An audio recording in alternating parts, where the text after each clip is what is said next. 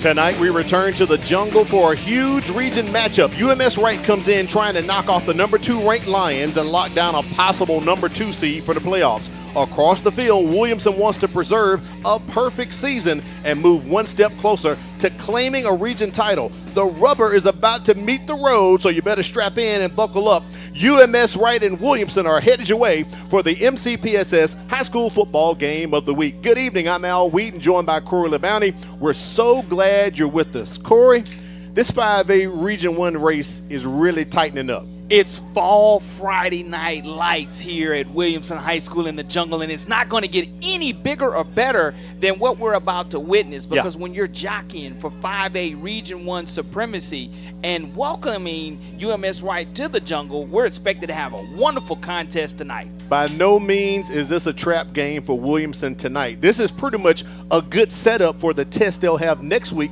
against number 1 ranked Viger. A lot of us have been saying that could be the game of the year like it was last year, but Corey, Williamson has to deal with UMS-Wright first. Yeah, one game at a time. We as media members and fans love to go ahead and look ahead, but the coaches cannot stand that. And if you're UMS-Wright, you know what's very important at hand here is handling business on the road against this ferocious and tenacious Williamson Lions offense and defense. All right, let's get into it, man. What's on your checklist for tonight for both of these teams, Corey? For the UMS-Wright Bulldogs, it's all about timing, tempo, and touchdowns. And what do I mean by that? This is a UMS-Wright team that was once led by Terry Curtis, but now Sam Williams, he runs anywhere from 75 to 85 plays per game. Right. So he loves tempo and touchdowns. Special teams and being able to flip the field are going to be important. Field goals are going to be important as well, because Williamson has not punted pretty much all season long. And if UMS is able to keep it close late, that will give them a lot of hope and momentum. And again, the Williamson Lions want to make sure they don't do that.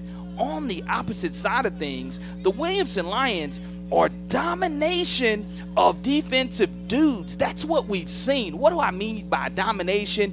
This is the best defense I have ever seen in my broadcasting career, Al. 11 Power 4 guys defensively tonight will be taking the field.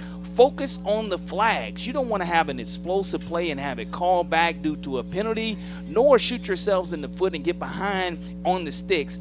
And don't get lost in the jungle. What do I mean by that? You don't want to get caught looking ahead if you're a player, because you know what's coming next week, but you must be 1-0 this week. That's very important. That's right. We'll check back in that checklist later on. Right now, we got to check in with our third member of the crew, Kimberly Dunn, and get a look at the BSN weather forecast. Kimberly, it feels great. Corey just talked about his fall football. How's the weather for tonight? I'm excited about tonight's competition because it feels great down here on the field. We're looking at temperatures for the first time this season starting in the 70s. We'll have kickoff at 76 degrees, and by the end of our competition tonight will be at 68 degrees.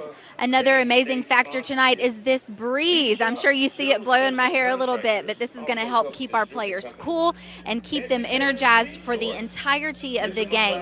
Both of these teams are looking for another region win tonight. The weather conditions could not be more perfect for that. Thank you, Kimberly. We do appreciate that. Weather is feeling great. So, Corey, we know the weather will not have an impact on this ball game, but we know the players will have an impact. Who are you highlighting tonight that we need to keep our eyeballs on? Well, for the UMS-Wright Bulldogs, their impact players are very simple. It's going to be running back and linebacker number 14, Perry Hand. He's a senior that has 24 solo tackles and 3 sacks to go along with 5 rushing touchdowns. Also, number 2, Max Fowler, the senior quarterback for the Bulldogs, has thrown for 1,140 yards and 7 touchdowns, and he is going to be facing a defense unlike any other he's seen as a starting quarterback for the Bulldogs. And then for the Williamson Lions, their impact players, quite simply, are going to be the defensive dominance that I talked about at the beginning of the broadcast. Number 6, linebacker Jamarcus Slett-Edmond. He's a senior. He has 36 solo tackles so far. And also, you look at cornerback Jermaine McCree.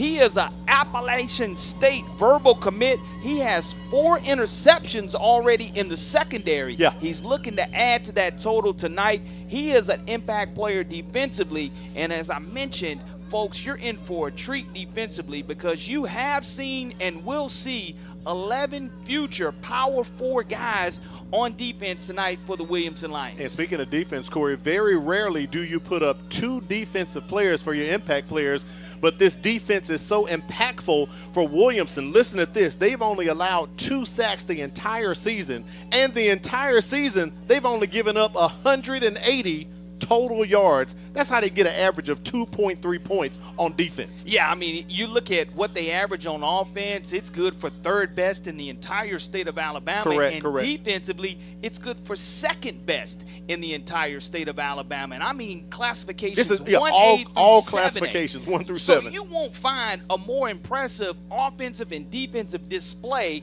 And again, we haven't even talked about some of the players that we've mentioned in the past as our impact players for the Williamson Lions, because they also have Ellis McGaskin. He's a junior Notre Dame verbal commit. And you look at also having Jalen Scott as an Auburn verbal commit. Let's take it down to the field. Our white hat tonight is Rick Johnson. We'll peek in and try to get the coin toss taking place right there at the 50-yard line.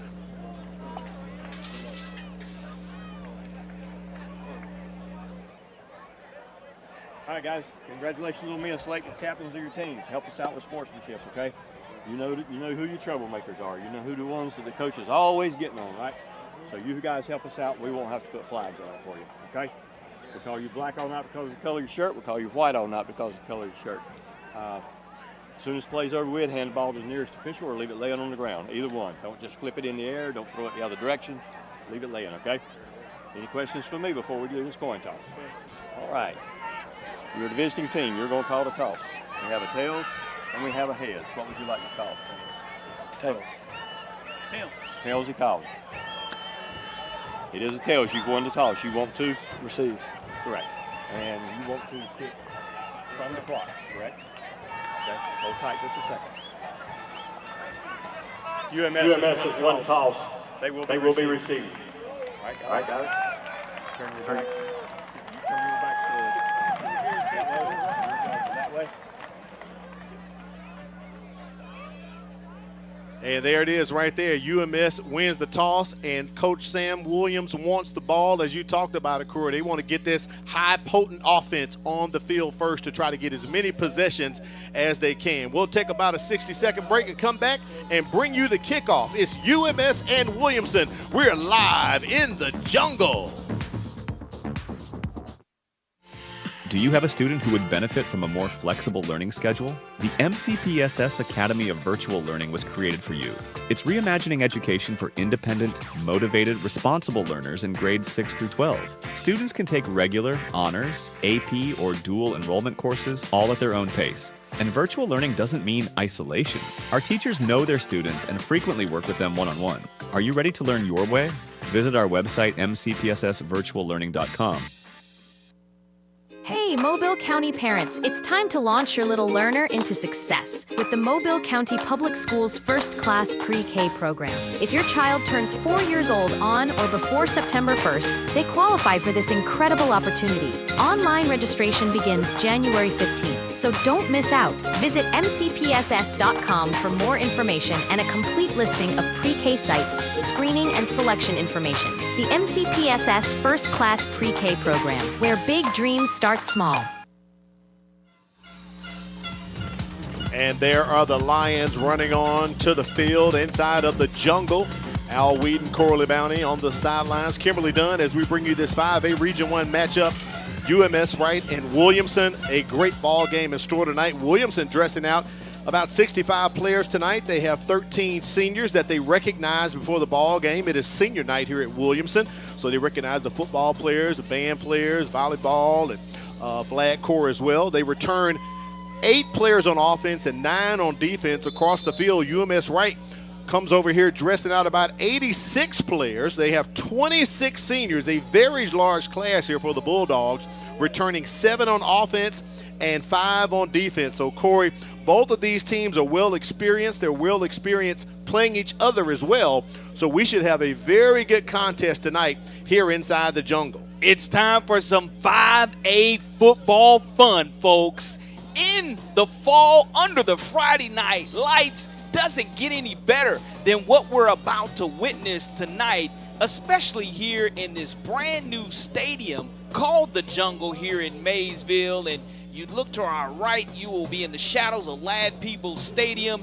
And kicking off for the Williamson Lions is something that they're not used to doing a lot of as far as having to punt. So the kickers tonight are going to be critical for both of these teams. And it will be. I like how Sam Williams answers the call early and says, I want to put my explosive offense on the field first, averaging 33.2 points per game. Muhammad Nasir will be teeing it up for Williamson. Back to receive for UMS-Wright, David Lott and Thomas Pertacci.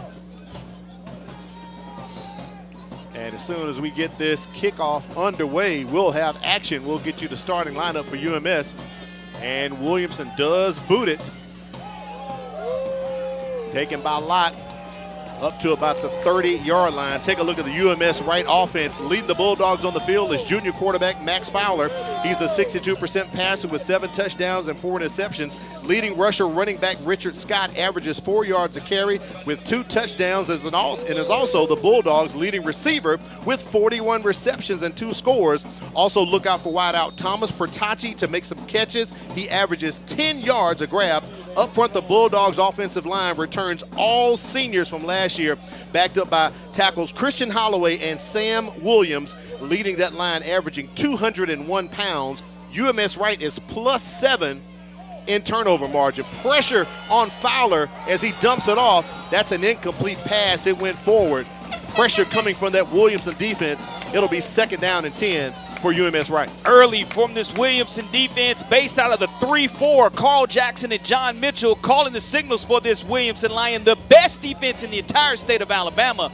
We do have a situation to where UMS-Wright does have a 2nd and 10 because they're going to call it an incomplete pass. That was incomplete. It went forward. But that was pressure on Fowler from that Williamson Lions defense.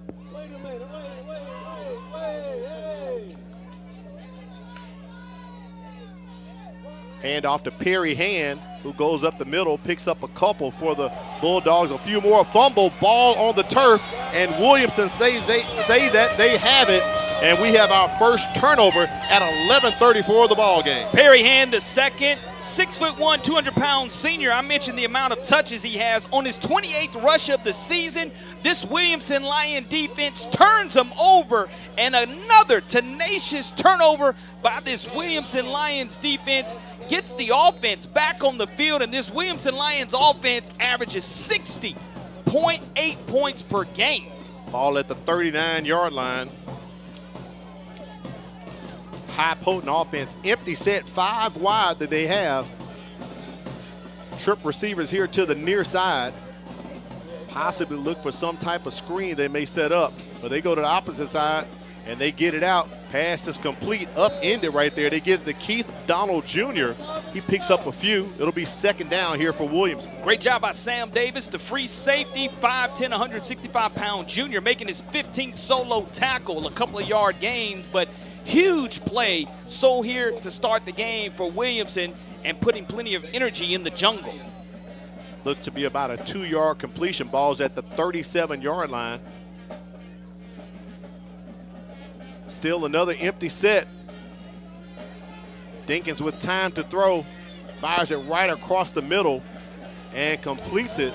That should be enough for a first down as he gets that ball out to John Austin. Take a look at this offense. They're led by senior quarterback A.J. Dinkins, who's a 75% passer. He's thrown for 22 touchdowns and 4 interceptions. He'll hook up with John Austin, Jacob Massey, or Keith Donald Jr.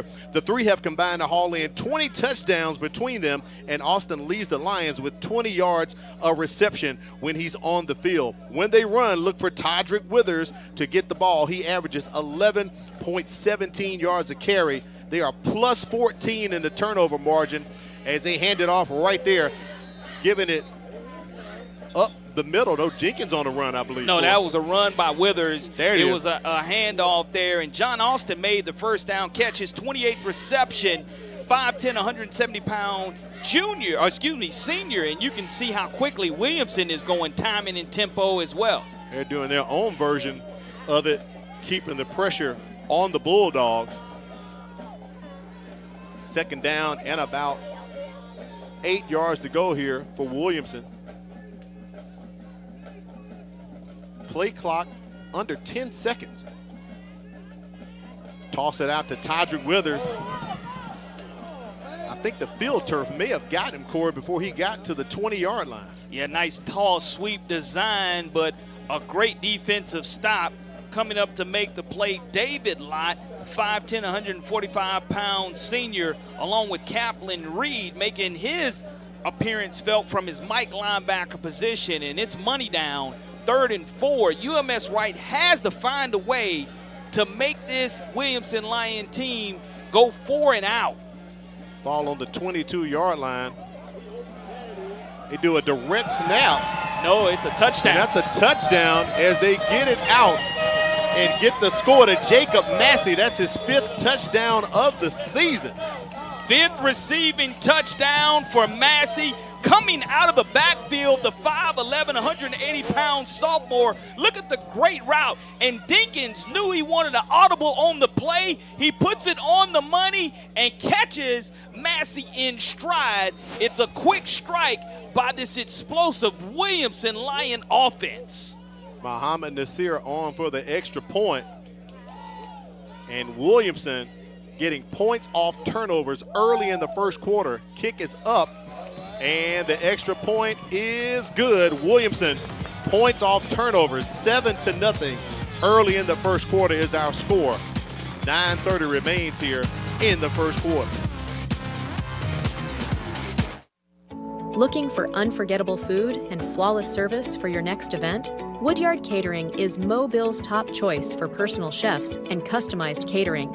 From weddings and baby showers to funerals and private dinners, we bring delicious, handcrafted dishes made with the freshest ingredients, reliable, friendly, full of flavor. Whatever the occasion, we serve it with care. Call Woodyard Catering today, because every event deserves a taste of excellence.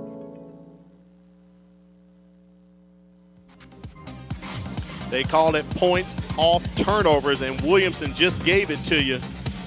Way to get the points off turnovers. An early fumble by Perry Hand sets Williamson up. And I don't know if we're able to re-rack that fumble recovery that Williamson caused when UMS-Wright had the offensive possession. But if you look at them doing the can opener drill, they're just ripping the ball away, and ball security is going to be imperative for the Bulldogs to stay in this contest. There's the replay right there. Great job of racking it up and ripping it away, and an impact player doing a wonderful job. Jalen Scott, that is the Auburn Tigers verbal. He's only a junior, folks, and you can see why he is a 4-star prospect for the Williamson Lions and committed to play for the Auburn Tigers. Scott is tied for number 2 in 5A with interceptions, along with Jermaine Decree. 4 picks on the season from McCray and Scott. Ball was kicked out of bounds, so it's going to be great field position coming up here for UMS-Wright. They're going to get it at the 35-yard line. They started their first drive on the 31. Now what they want to do is get the ball out quick. Max Fowler is going to get this ball to his wide receivers and his outlet backs very quickly. He is not going to have time tonight to get comfortable and have a 3 or 4 step drop because of the defensive tenacity coming from the ends and the nose tackle position out of this 3-4 base defense. And Caleb Anderson, Dante Bush, DeMarcus Dale Brown bringing the house tonight. I think he found that out on the first series, Corey. And we have whistles. False start.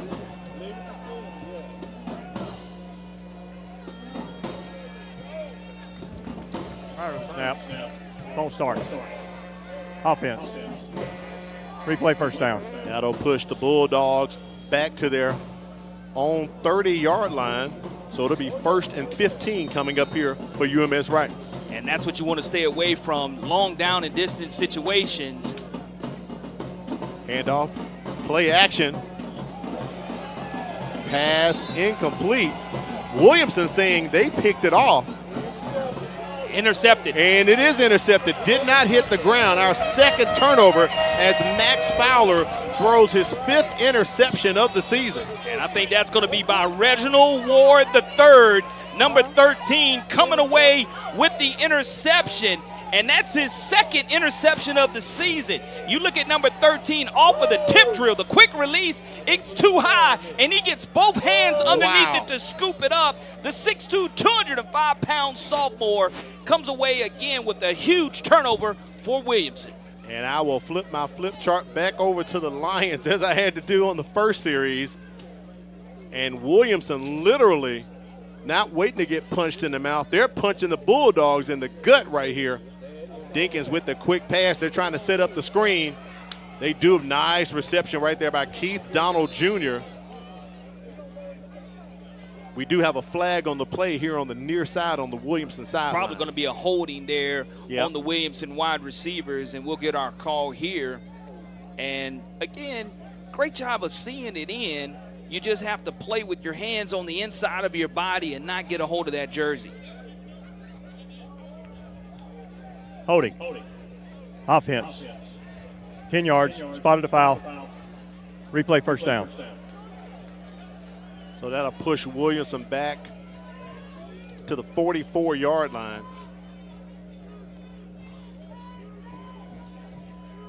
They need to get up to about the 28 to pick up a first down.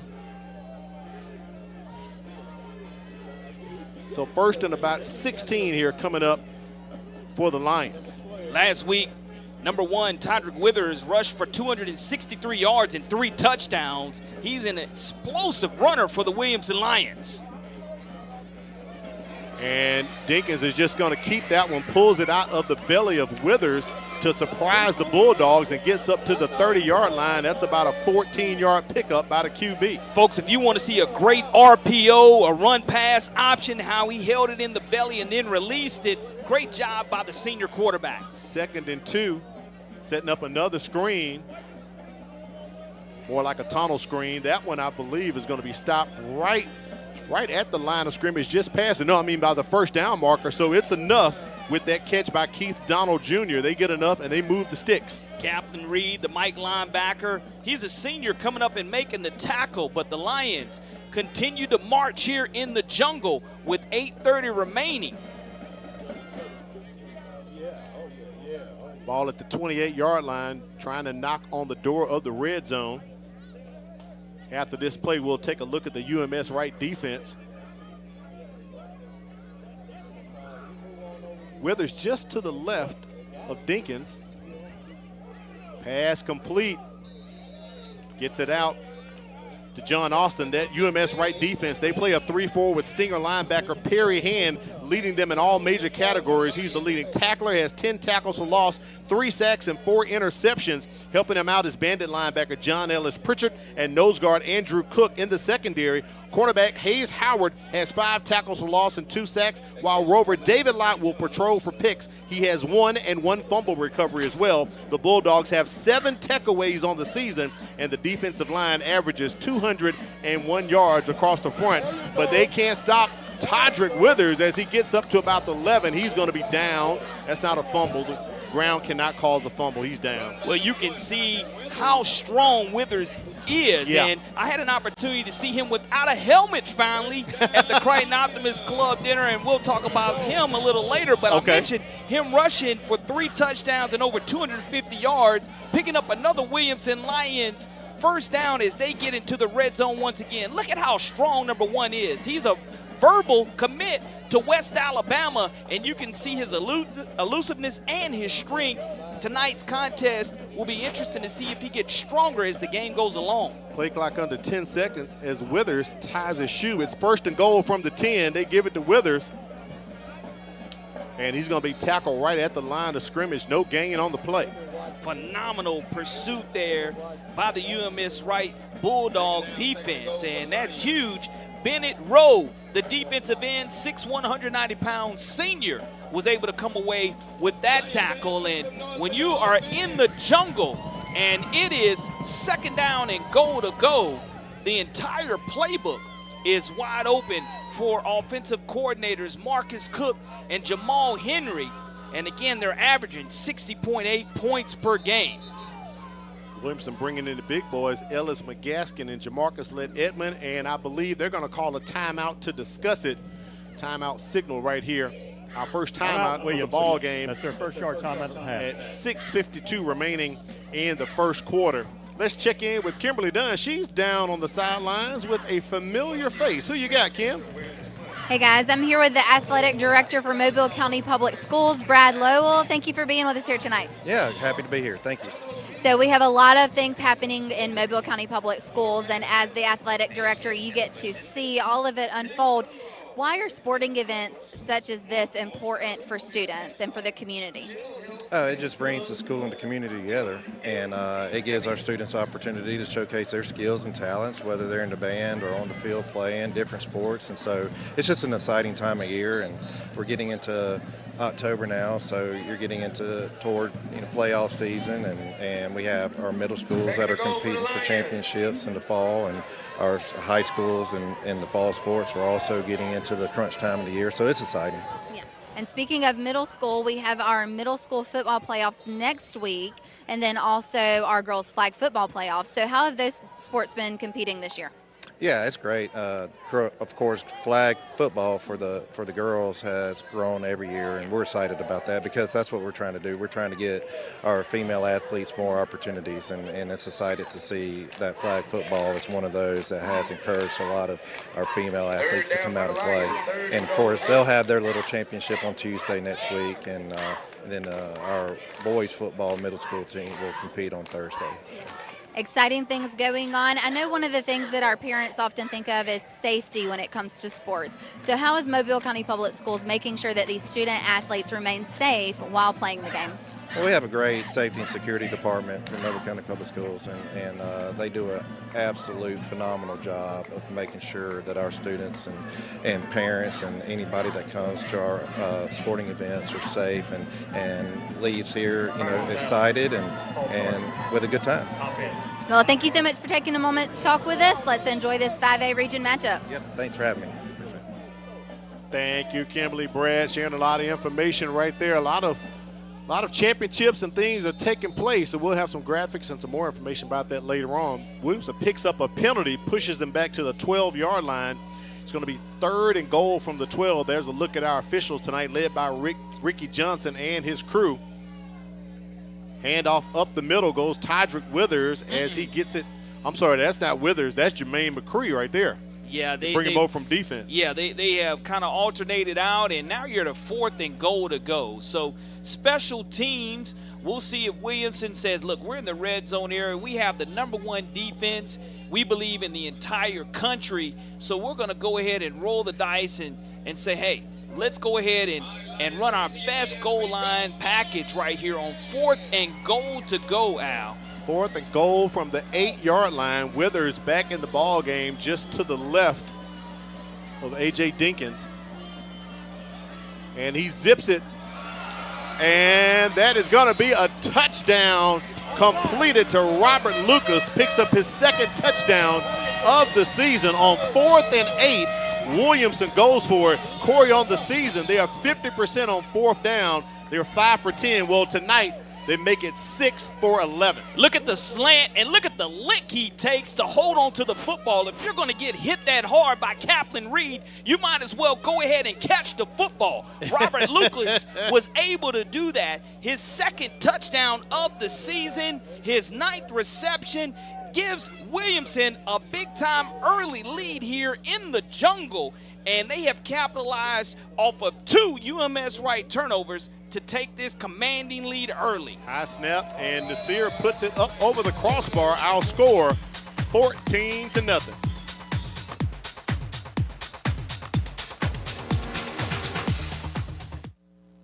Looking for unforgettable food and flawless service for your next event? Woodyard Catering is Mobile's top choice for personal chefs and customized catering. From weddings and baby showers to funerals and private dinners, we bring delicious, handcrafted dishes made with the freshest ingredients. Reliable, friendly, full of flavor. Whatever the occasion, we serve it with care. Call Woodyard Catering today, because every event deserves a taste of excellence.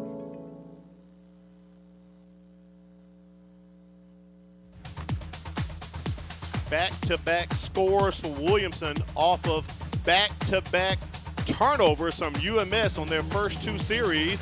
And what do the Lions do? Since you're in the jungle, you take advantage of it, Corey. Welcome to the jungle is what the Williamson Lions and its fans in Maysville are staying. See if they can keep this kick in bounds as the last one went out of bounds. Nasir does get it off, taken by Thomas Pertacci. And we have flags on the play after that kick return by Pertacci. Let's see what Ricky Johnson has to say about that.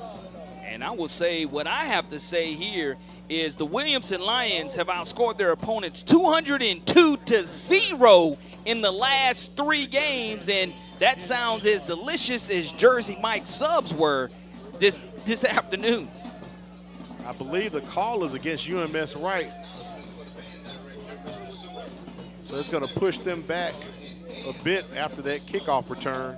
And that's something, again, the penalties that you have on first down, and when you're trying to get field position trailing 14-0, it's just almost impossible to go ahead and try to dig yourself out of this hole. We saw them give up 25 points to Viger in the 4th quarter alone as they were in command in that game. So let's see how they answer. Fake the hand off the Pierre hand, toss it, and that ball's on the ground. Can it be a scoop and score? We saw that a couple of weeks ago against Citronelle and against Wayne County. And oh my goodness, was that Ellis McGaskey? No, that was Reginald Ward III. Wow. Once again, Reginald Ward strikes and making another huge impact play. And I'll tell you, folks, this young man has capitalized over the 3rd turnover by the UMS-Wright Bulldogs, which has equated to 20 points so far. And again, you see a team that has been averaging almost 60 points a game, on pace right now to score 80 in this game and clicking on all cylinders. Nasir's kick is up, and it makes it over the crossbar. And just like that, 3 possessions for UMS-Wright, 3 turnovers, and 3 touchdowns for the Lions.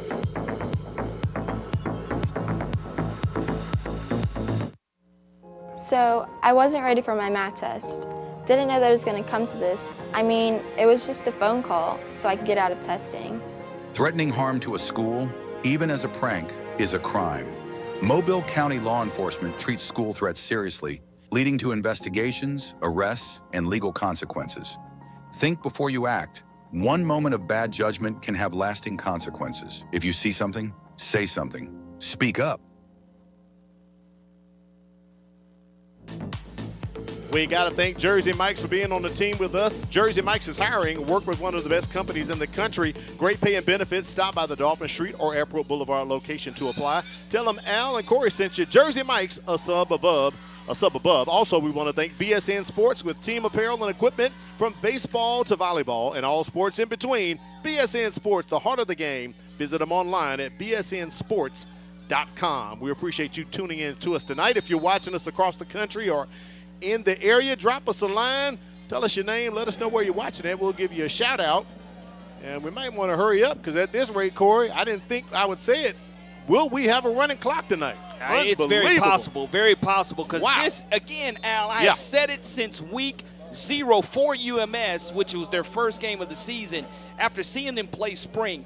This is the best defensive team I've ever seen assembled in high school football since I've been a fan and also a broadcaster, because you have 11 Power 4 guys, and it's evident because they have forced 3 UMS turnovers that have led to 21 points for an offense that averages 60 points per game. Once again, UMS-Wright starting at their own 30-yard line, trying to get this offense together. So much pressure from Williamson. Fowler throws it incomplete. Richard Scott, they were trying to hand that ball off and toss it to him on the last one. He fumbled it. Right there, incomplete to Scott. I don't know if something's going on with the Bulldogs, if they got a case of the heebie-jeebies or something, Corey, but in the jungle, they are not the Bulldogs that I'm used to seeing this season. Well, again, you are in a situation where you're facing the best defense that you will face all season long, and they're just continuing to pin UMS-Wright deep into their own territory as they finally get a completed pass, but it's still not good enough for a first down. Thomas Pertacci with the reception. That'll bring up 3rd and about 3 yards here for the Bulldogs. Up-tempo offense. We're finally going to get to see them run another play, get the 2nd down. It's money down, though, Al. Perry Hand, that's not enough as the Lions eat him up right at the line of scrimmage. No gain on the play for the Bulldogs. And you better punt it away. I know you're down 21-0, but this is the #1 ranked defense in the state of Alabama, if you ask me. Now, number-wise, point-wise, no, but let's see if he's going to roll the dice here and go full house. They are going for it. Trying to draw Williamson offsides. You can see Fowler clapping.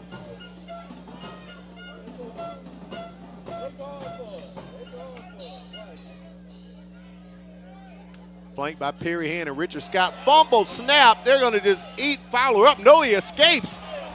And Fowler gets the first down. He makes something out of nothing. Look at that. Well, that's what you have to do. You have to have some type of magic. Your magician's wand, and that's exactly what UMS-Wright was able to wave, move the sticks. Now they're able to get timing and tempo better. Quarterback keeper right here for Fowler. Tried to go back up the middle. Look at Scott trying to help him out. I thought Scott was going to take the ball out of his hands and start running. Well, I tell you, they gain tackle. When one hits the football, another one is coming, and being able to put back-to-back first down drives together is going to be huge for the Bulldogs in this series, trying to find their timing and tempo, which leads to touchdowns. That was a 5-yard pickup. Fowler's pass incomplete, trying to reach Thomas Pertacci. But you could see Williamson was trying to get a pick 6 off of that. Well, I know that Williamson's defense is predicated upon pressure, and UMS-Wright's offense is predicated upon timing. Now, if you're just throwing to a spot, there will be a pick 6 reading the quarterback's eyes here because, again, the tenacity of Williamson's defense is second to none. 3rd and 5, they tossed it to Perry Hand, and he's going to be forced out of bounds near the 49-yard line. Pretty much. I'm sorry, no, about the 48. That's a 1-yard loss on the play. And, again, losing his helmet, Ellis McGaskin, and he trots off of the field as they're trying to go ahead and take advantage of him coming off the field and the defense not being ready. Fake it to Hand. They throw it out to Richard Scott. He catches it this time. And Scott trying to get free and does into Williamson territory. First time tonight the Bulldogs have gotten past the midfield stripe. Many missed tackles here by this Williamson Lions team. And because of the many missed tackles, you can go ahead and see a situation here for Williamson to where they're going to have to call a timeout. We have a timeout on the field called by Williamson at 2:31. We're going to have to take a break, I believe. We have lost audio here in this press box.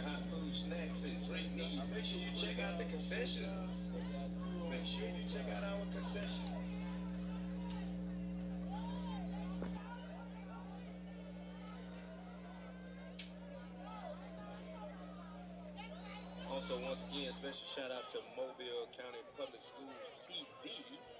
That's my man Al Mighty and Mr. Corey LeBounty. This game is being streamed and televised live this evening, ladies and gentlemen. Mobile County Public Schools TV.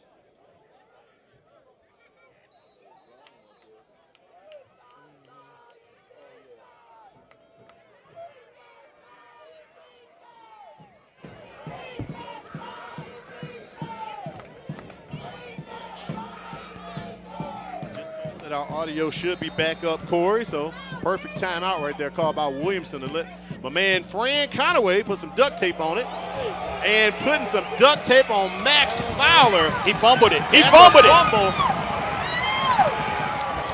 Another turnover. They're going to say he's down. I thought he possibly would have been down. we can get a replay on that, but pressure right there on Fowler as he got sacked. But look at the can opener position here as he was ruled down to protect himself, but ripping the ball away, doing a great job. It could have been a scoop and score situation, but again, the pressure puts UMS-Wright behind the sticks, and it's another sack for the top-rated defense in the entire state of Alabama. Captain Monolin with the sack right there. Fowler, that ball is tipped, incomplete.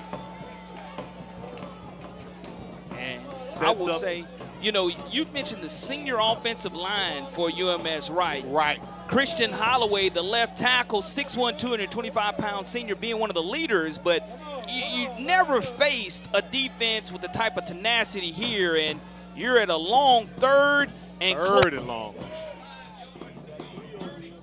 25 yards to go here for UMS-Wright. Scott goes into motion.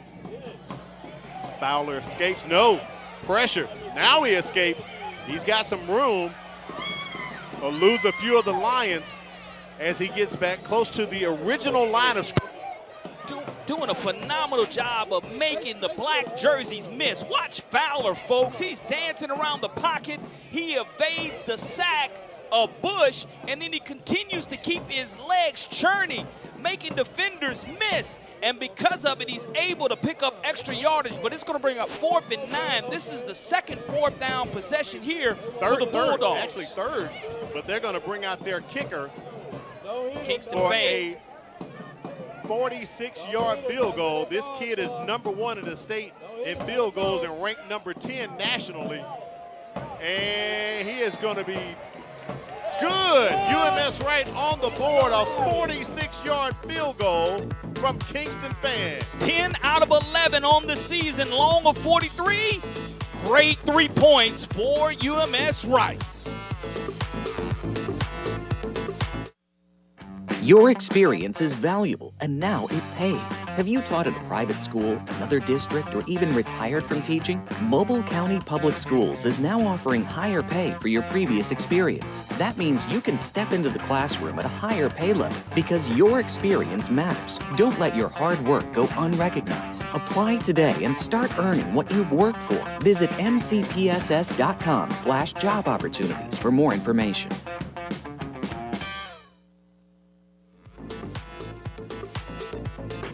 That's what we like to call in card playing. You use your trump card right there. Yeah, you do. When you need to throw something on the table, what do? You bring out Max Fowler. His longest of the season was 43. Now it's 46 yards. I'm sorry, Kingston Fan.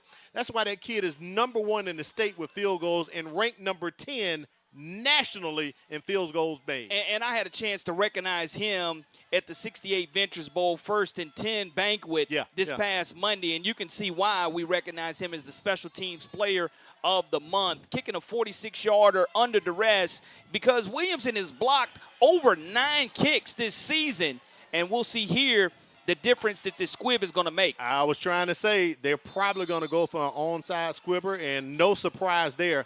Such a good specialist that Kingston Fan is. You have a dual threat with him. And again, I understand why he does that. And head coach Sam Williams decides to go ahead and trust his special teams coach in that situation because he has a specialist that's able to try to get a good bounce here on this turf at the jungle. But you have also given the Williamson Lions offense, an offense that does average 60.8 points per game, an opportunity to take the field. And so far, this UMS-Wright defense has had no answers. They gave up 20.2 points per game, have already given up 21 in the first quarter of action. Yeah, they've already hit their defensive average here. 1st and 10 for the Lions on their own 49-yard line. Hand off to Todrick Withers. And he's going to be tackled for no gain right at the 49, so it'll be 2nd and 10 coming up here for Williamson. And that's what you want to see out of your defensive line, Luke Aaron. He comes away with his 4th solo tackle. The defensive end, 6 foot, 173-pound sophomore, makes a nice stop. No gain on the play.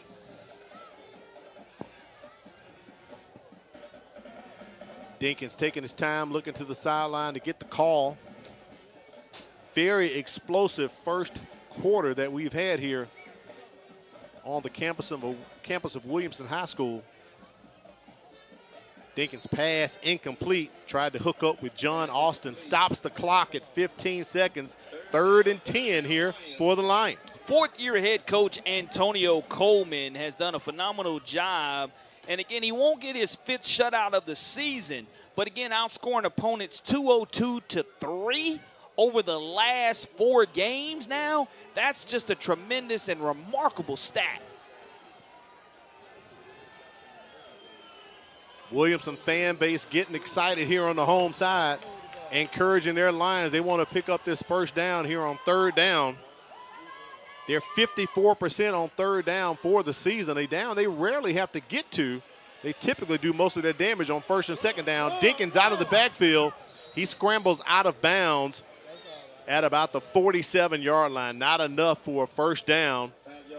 Stops the clock at 7 seconds, Corey. I thought if he had stayed in a little bit longer, they could have went to the 2nd quarter. So Williamson will have to decide if they want to go for this right here because he stopped the clock. I would flip the field. You have gotten Todrick Withers, who has not punted this season, but I have seen him punt the football away, kind of very similar to Shundell Harris, the corner for MGM. Yeah. When he puts toe to leather and he strikes the football, he can kick it 35 to 40 yards, but hasn't had a lot of opportunity to do so. Corey, he has not had an opportunity to punt. This is Williamson's first punt, and before that, Coach Antonio Coleman decides to call his 2nd timeout here in the 1st quarter.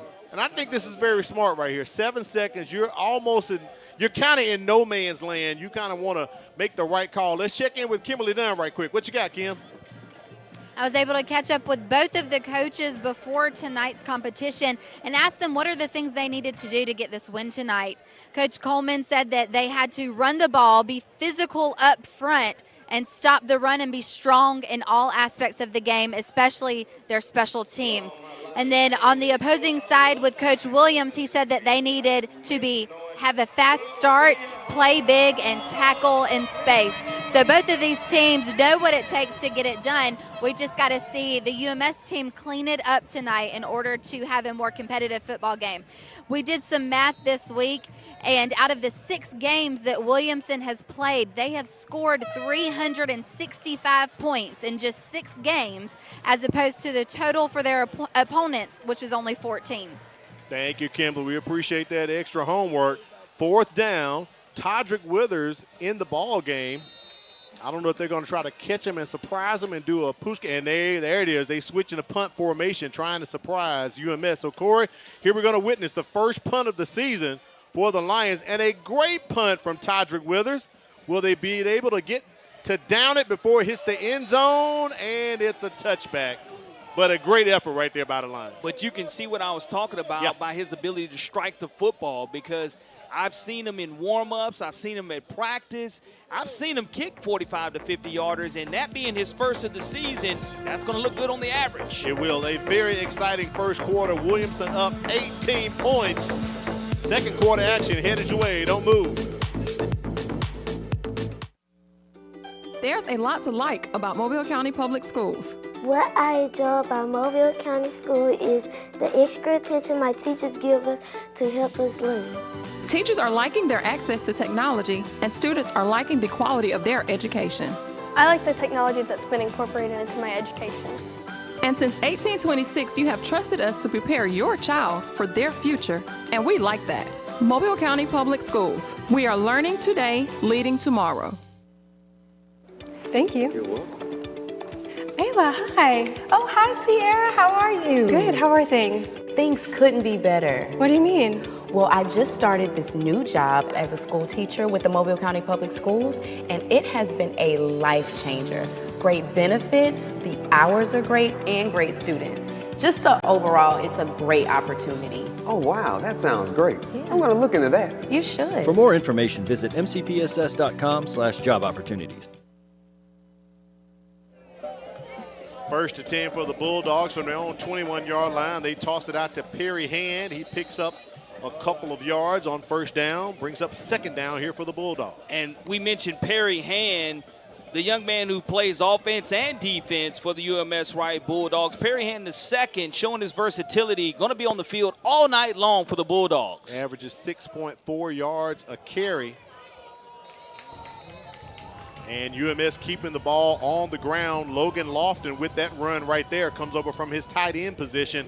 But they're still going to be short. It's going to be 3rd and about 7 coming up here for the Bulldogs. Money down right here, and Fowler's got to get rid of this football fast. Yeah. And UMS-Wright can't afford to get behind the sticks any further on 1st and 2nd down, and Williamson can't afford to miss tackles here on money down. Thomas Bertacci goes into motion. Fowler, plenty of time. Dumps it off to Richard Scott. Just kind of unloads it, and waiting to unload on him are the Williamson Lions. So it's going to set up a 4th down, and I believe we'll see UMS-Wright with their first punt of the ball game. Jamarcus Edmond, one of our impact players of the game, the 5'10", 210-pound junior, makes his 37th solo tackle of the season, and we'll see if UMS-Wright is able to flip the field the way the Lions were able to. Bud Urquhart on the punt. He averages 37 yards. A punt has the longest of 50 yards this season. And he puts his foot into it as Jermaine Dupree bobbles the punt right there at the 40-yard line. He is going to be down. So Williamson will take over 1st and 10 from their own 40. Well, I will say this now. Williamson kind of stalled on his last drive. It did. By getting behind the sticks on 1st and 2nd and down. Alvin Dinkins didn't take the shot to Austin, Donald, or Lucas. And you didn't see really Withers get touches early and get positive yardage. So let's see if they go back to what worked for them early in the 1st quarter and Dinkins finds some type of rhythm once again. 21-3 is our score. Al Wheaton, Corley Bounty on the call here. UMS-Wright and Williamson in this 5A Region 1 contest. A big ball game for both of these teams. Double pass, wide open, waiting for it. Oh, almost there. Robert Lucas couldn't haul it in as Williamson came with some trickeration here early in the 2nd quarter. And John Austin, a former backup quarterback, he is the backup quarterback, just missed Robert Lucas. And that's one that when you run that type of play, whether it's successful or not, you give opposing teams something to look at. Look at this. It's a lateral. He's able to throw it. He just puts a little bit too much mustard on it. Well, and if he would have took a little bit off of it, it would have been fine. Corey, as we say we're playing golf, he had a little too much draw on it. went a little too far to the left there. Nice run. Todrick Withers hits the hole north-south. Look at the speed. The acceleration through the hole. 1st down past the midfield stripe. I mentioned Withers' wiggle ability, but he also, watch him plant and explode. When he plants his left or right foot, he continues to accelerate and mash the pedal to the metal. That's what I'm talking about. He has a different gear once he does hit the hole, but he's also, again, so strong in the upper body as well, Al. 11-yard pickup right there by Withers. Williamson inside of UMS-Wright territory. They go back to him, keeping those legs going as he gets past the 45 up to the 44 of UMS. Kaplan Reed, the Mike linebacker, 200-pound senior, comes up and makes a big stop for UMS. 5 yards for Withers, and Withers gets stronger as the game goes along, as evident of the 263 yards he had 1 week ago with the 3 rushing touchdowns. That's something you talked about during the Citronelle ball game, Corey. The more he runs, the stronger he gets during the ball game. So they're going to continue to feed that rock to him. Rick Johnson coming up to the line of scrimmage. We're going to have a stoppage here.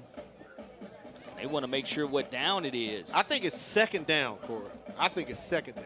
That's what they're talking about, to make sure we have the correct down. I appreciate that, because last week we had some issues with the down marker over there at the Snake Pit at Rattler Stadium. And now they have to make sure that we have correct down and distance, and they do. 2nd and 5 for Dinkins. Great territory here at the 44 of the Bulldogs. Lucas goes into motion. Dinkins just going to keep it, sees a hole and says, I'm going to run through it. And did the ball come out? No, I didn't see it come out. UMS jumped down like it came out. No, I didn't see it come out. But 1st down tempo here by Williamson. Dinkins, you know, he doesn't rush the ball a lot. No. And that's a huge 1st down for him. Ball up to the 38-yard line. Todrick Withers with the carry. Positive yardage. That's going to be a 3-yard gain there for Withers on first down. And you have 8:32 remaining here in the second quarter. And Williamson leading 21-3, Al, on a nice drive, getting their offense back in gear after punting on their last possession. Line to gain is the 28. They're sitting at the 35-yard line right now.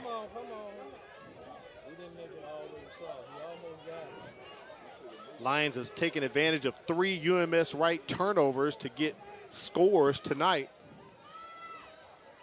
Dinkins takes off once again. And they tackle him for about a 2-yard gain. They're going to put it at the 32, I believe. So it's going to be third down and about 4 coming up here for you. And there is an injured player for Williamson down, and you hope it's not your quarterback in that situation because he took a nice shot. Sure did. I believe that is Dinkins on the ground. Yeah, looked like he got caught in the ribs in that situation or his hand, and that makes it tough. Got to send a shout out to Deborah Barron Crawford over in Augusta, Georgia. And she is a member of the Williamson High School class of 1985 tuned in watching us tonight. So we appreciate that Lion watching from long distance, and that is Dinkins coming out. So we saw who the backup is, John Austin, who he tried to double pass earlier, so he'll have to come out at least one play. He got caught flush in the ribs, and he was on that RPO, and instead of getting down early, he was trying to get as many yards as possible. But here's what you have to watch for on 3rd and 4. The quarterback to center exchange here for the Williamson Lions is going to be huge, as Ellis McGaskin can line up at quarterback as well and get you a first down running. Looks like possibly a Wildcat, and the Lions running a Wildcat. And McGaskin should have enough. I think he's right at the line to gain of the 28. And the chains are moving. That's a first down. It's nice to have somebody who is verbal to Notre Dame that can play both running back and also play linebacker, and direct snapping it to somebody with the athleticism that you have seen from Ellis McGaskin is huge. Well, look at it. You're up 18 points. You don't really have to bring Austin over to risk an interception or a fumble or anything. You can just line up in Wildcat, run it, and eat some clock as well, as McGaskin's going to be tackled for a loss right there. David Lott coming up from his rover safety position, making a stop. You know, shout out to his brother, Joe Lott, who is now playing for the Troy Trojans. And I got to give another shout out to my all-time favorite UMS-Wright Bulldog, Cole Blaylock. Oh, Blaylock, I remember Cole. Dinkins back in the ball game here, 2nd and about 11 coming up for the Lions.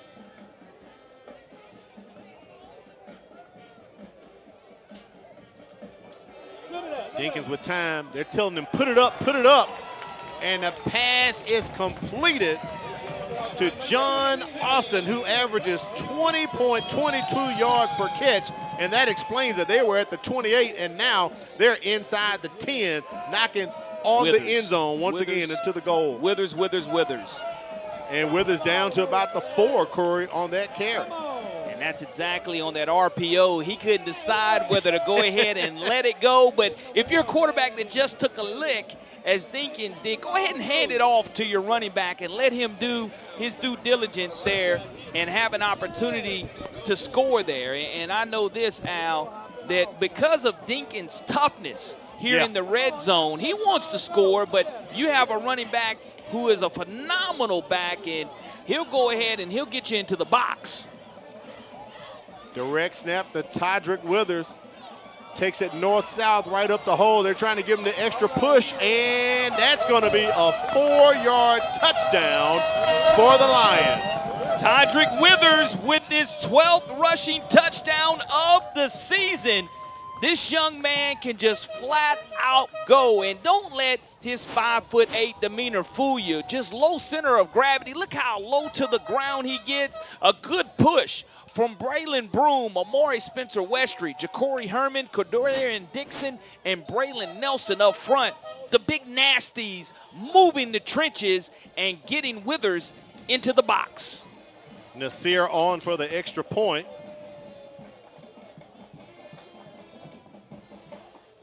And the Sears extra point is up, and it is good. Our score 28-3. Don't forget, coming up, we'll have the Chick-fil-A halftime trivia challenge. Kimberly Dunn will climb into the stands to grab a spectator, ask them a question, give them a multiple choice answer, and if they can answer correctly, and not one, not two, maybe 3 times, Corey, they could get that Chick-fil-A trivia prize pack. Also, volleyball action headed your way. This Tuesday coming up, October 14th, is LaFleur versus Williamson. Tuesday, October 14th, possibly the last regular season match for these teams because area play is starting pretty soon. As my producer tells me, yes, this is the last regular season volleyball match. So the Rattlers and the Lions will go at it Tuesday with our buddies Nancy Shoquist and Nicole Keyshock right here on the MCPSS TV network. 5:38 remaining in the first half. 10-play drive by the Williamson Lions, and you saw Dinkins coming back into the football game, which is a great sign for the Williamson Lions. I guarantee they'll get him something to protect those ribs here in the second half at halftime, and he's just got to be careful to take care of himself. He's a great pocket passer. He has long strides, but no need for him to take licks from this ferocious UMS-Wright Bulldog defense I will as well. say this, Corey, when they got him back in the game, I don't know if the folks could hear it from our Nat Sound mic, but you could hear the people telling Dinkins, throw it. And he threw it right to John Austin for that complete. Take a look at that scoring drive. 4-yard touchdown run by Tydrick Withers. 11 plays, 51 yards. They used up a lot of clock. 4 minutes and 43 seconds. The longest time of possession for a score for Williamson tonight as they ate up nearly 5 minutes on that drive. Malcolm G on the special teams play. He's only an 8th grader making a great special teams tackle, and we'll see Max Fowler and his high-tempo offense try to get points on the board here before the second quarter ends. Fowler with time, pressure on him, trying to chase him down. Flags on the play, thrown in the vicinity of holding.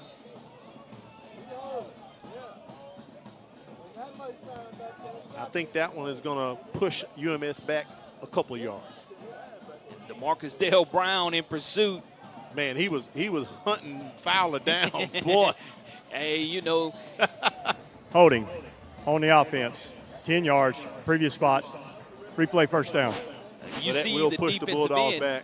Defensive end coming from the right side, 6'1", 235-pound sophomore who has Power 4 offers from Texas A&M, Kentucky, LSU, and Auburn, has 1.5 sacks, almost had another. 1st and 20, ball sitting squarely on the 21-yard line of UMS-Wright. Man in motion for the Bulldogs as they hand it off to Richard Scott. And Scott falls ahead for a couple of yards on the play. He averages 4 yards a rush for the Bulldogs. Carnell Flukum makes his 22nd solo tackle of the season. 6'1", 205-pound senior on a big stop. 2nd down and about 18. Fowler with time. Tries to escape, and no, he is tripped up on the ankles for a sack by Williamson. And I will tell you, folks, DeMarcus Dale Brown is just now starting to warm up. The 6'1", 235-pound sophomore, that is really back-to-back plays that this young man has been able to get pressure from his defensive edge, and he made a lot of noise as an 8th grader, and now as a sophomore, continues to scream and shout out of this 3-4 defense. 3rd and long here for UMS-Wright.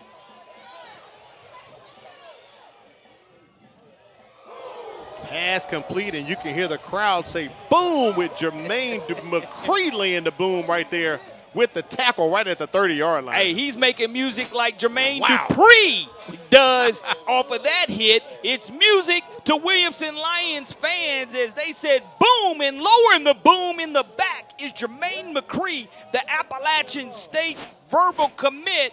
3-star player is going to make UMS-Wright punt deep into their own end zone, and I tell you, the speed that the Williamson Lions do have on special teams is something to watch out for, folks. Bud Urquhart standing at the 1-yard line, and Urquhart gets it off.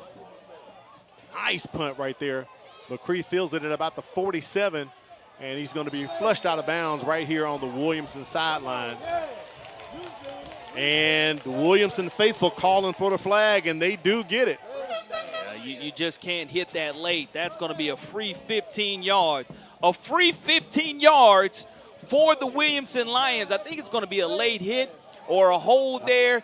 And at the I think it's more so a post-possession, as we'll get the call from our white hat, Rick Johnson. Personal foul looks like a face mask. If it's a hold, sometime, you're going to hear the boo birds come out if this is a holding penalty.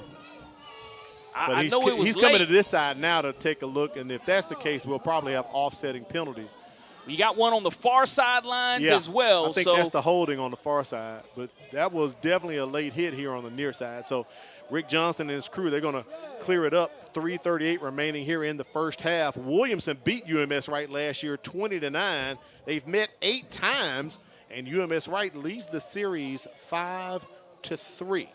But right now, Williamson leading 28-3. Here's the replay. Take a look. And you're going to see out of bounds, maybe a face mask. Really can't see it from that angle, but we'll see if it is offsetting. But you have 3:38 remaining with Williamson leading 28-3.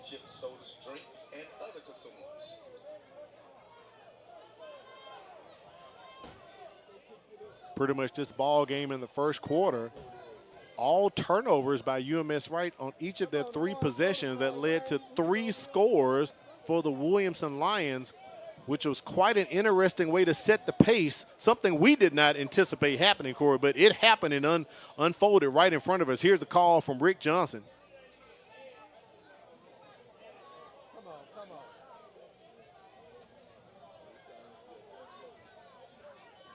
They're trying possibly to determine the spot, I believe, as he's pointing. McCree fielded that ball at about the 47, the punt. There are 2 fouls on the play. We have holding on the return team during the kick. We have a personal foul, face mask, on the kicking team during the return. That penalty is declined. Holding will be enforced 10 yards from the end of the kick, first down. And that's a great description. It is not offsetting. Not offsetting. They'll go ahead and walk it off. But this Williamson offense averaging 60.8 points per game. Yeah, and 6-0, 4-0 in the region. And you look at this Williamson Lions team since 2000. Since 2000, 96-4 when allowing 10 points or less. 96-4. That's quite impressive, Corey. 35-0 when scoring 40 or more. And you have Williamson has run 25 plays. UMS-Wright has run 24. So with a 1-play difference, there's a 25-point difference on the scoreboard. On the scoreboard, you're right about that. 1st and 10 from the 37-yard line, and the Williamson faithful, you can hear them in front of us here in the press box, very upset about the judicious issuance of that penalty as they walked it off. They're like, why would we decline a personal foul and then the penalties against us? I mean, they are expressing displeasure, Corey. I can't use the words that they're using. I don't want to put us into FCC jeopardy, if you know what I'm saying. But they're saying the math ain't mathing. Well, the math ain't mathing to me up here. They decline a penalty, but it's 10 yards against them.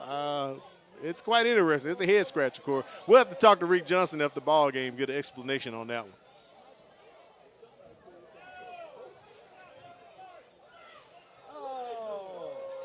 And they're marching back further. Now the ball's at the 32. Delay a game. Delay a game call. And I would not be surprised if Antonio Coleman uses his last time out here to get an explanation as to what is going on. And that did sound as if there was a delay of game, as you said, Corey. The delay of game was called. And you can see Coleman walking down here. He's not happy about he is not. When the play clock was started. Not the game clock, but the play clock after the kickoff, because that was a fast 25 seconds when you think about from and when we waited the ball for the was explanation, spotted. right? Correct. So it's kind of tough in that situation. So again, 7 first downs for Williamson, only 2 for UMS-Wright, but those 3 turnovers kind of would negate any opportunity to get first downs for the Bulldogs. And I've been told Williamson is out of timeouts. My executive producer has told me that. Now we're walking it back well, off. look at there, Corey. We're going to. The clock never reset. There we go. whistle. First down.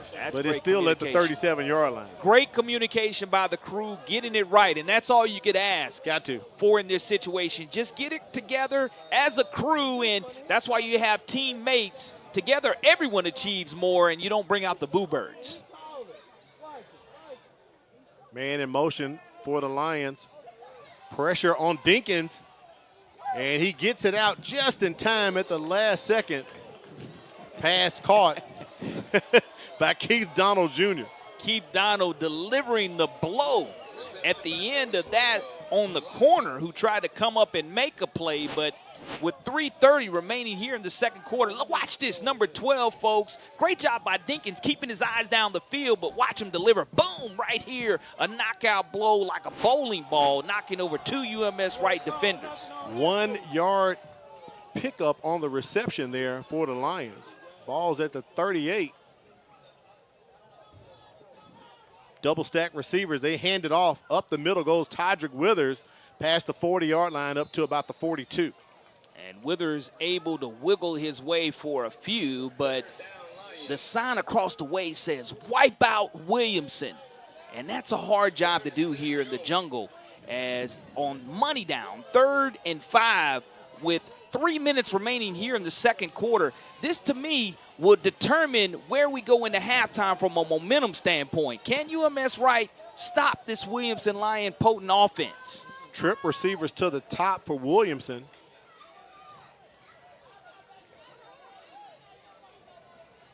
Dinkins looking to the sideline as the play clock approaches 10 seconds.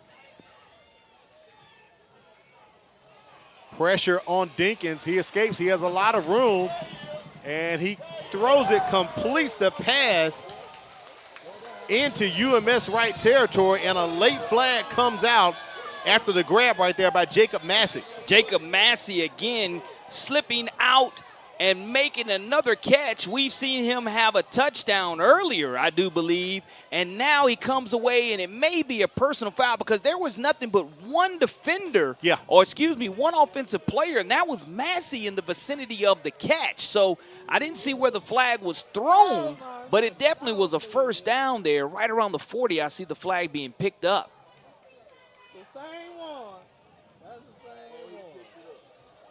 There's no foul for ineligible receiver. He reset to a correct position.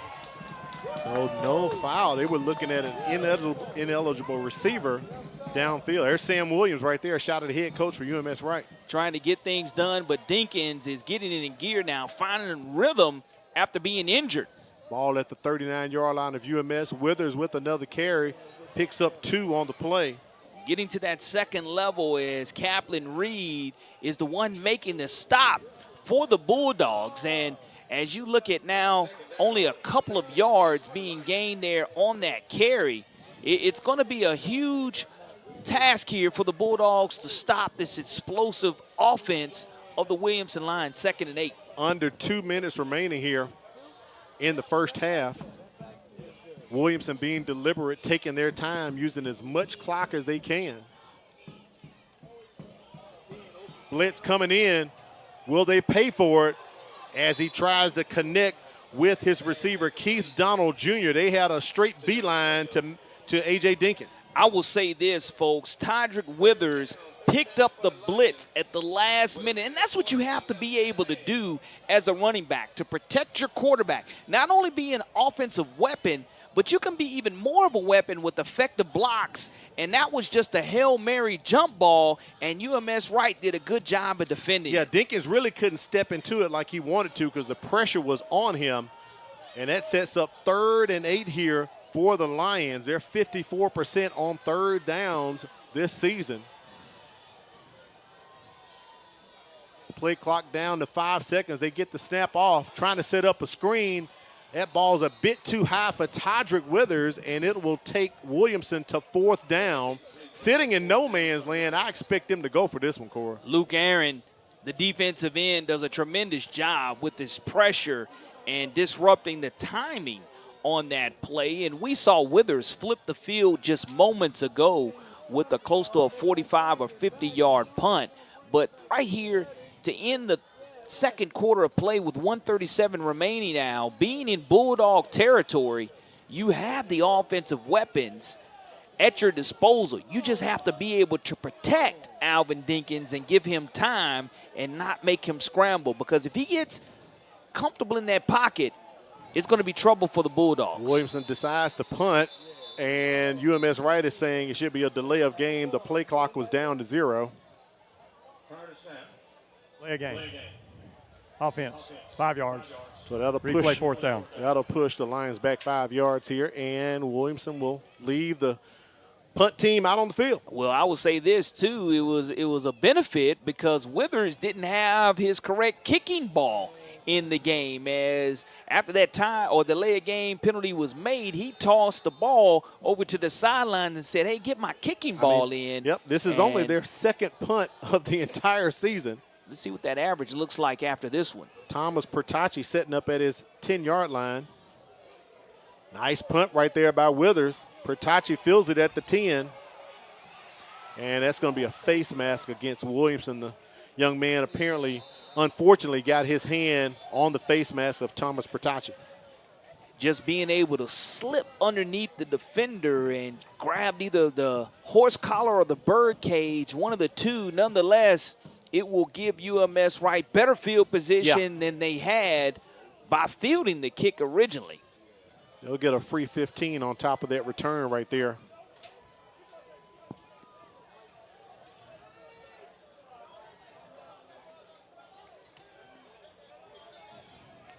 During return, personal foul, face mask. Return. Here's the replay right here. You can see the head twist right there from the tackler grabbing the face mask. So good field position coming up here for UMS-Wright. Ball's at their own 40-yard line with 1:22 remaining here in the first half. Don't look at the board for the timeouts because they are incorrect. Oh, they have not been taken off. They're definitely incorrect, Corey. I'm glad they finally put the down and distance up on the scoreboard. That pass is complete to Thomas Pertacci from Max Fowler. I thought it was incomplete, thought it hit the carpet, but it did not. So 1st and 10 here for the Bulldogs, running up-tempo. Across the middle he goes, trying to hit Pertacci again on the slant. Well, the timing and tempo wasn't right in that situation, and the Williamson Lions fans wanted a holding call against the Bulldogs, and you're not able to get back-to-back plays off with any type of rhythm in that situation, and the clock is going to stop here with should be less than 1:37. The clock's saying 11:37, but I think it should be about 1:37 or less. No, well, we were at 1:22 when we snapped the ball, so maybe 1:12 sounds about right. Okay, 1:12 remaining here on the clock, and that's what Rick Johnson and his crew are discussing. Yeah, it was 1:22 when they snapped it, so they're trying to get it. And that's how 11:22 got back up there, because he wanted to put 1:22 on the clock.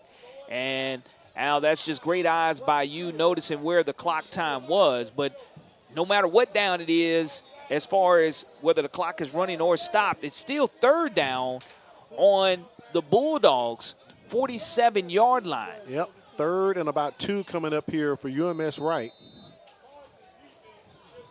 And I believe UMS should have their full complement, or maybe at least 2 timeouts. Direct snap right up the middle goes Max Fowler. He was tagged, but they couldn't wrap him up. He falls forward to the 49 and gets the 1st down. QB Power fluke him on the stop from his linebacker position and has enough. And here comes that quick tempo by the Bulldogs. Fowler steps up into the pocket. That's a flag hold on the play. That's a sack and a hold. That's a sack, but I believe it is a hold on the play. No. Bush has injured his shoulder in that situation, and he gets up and he's looking 33 in black, favoring that shoulder there. His right shoulder is what he's looking at, just trying to shake that off, but it will be a holding. You look at 33 in black come on late in the play, Holding and when he gets on up, the offense, he 10 yards, that previous shoulder. spot. Replay 1st down. That's something Sam Williams and the Bulldogs did not want to have right there. You could see why Fowler had all the time in the pocket. One of the Bulldogs got a little greedy and was holding, so that's going to push them back to their own 41-yard line. clock's running with 1 minute remaining here in the second quarter. Empty set.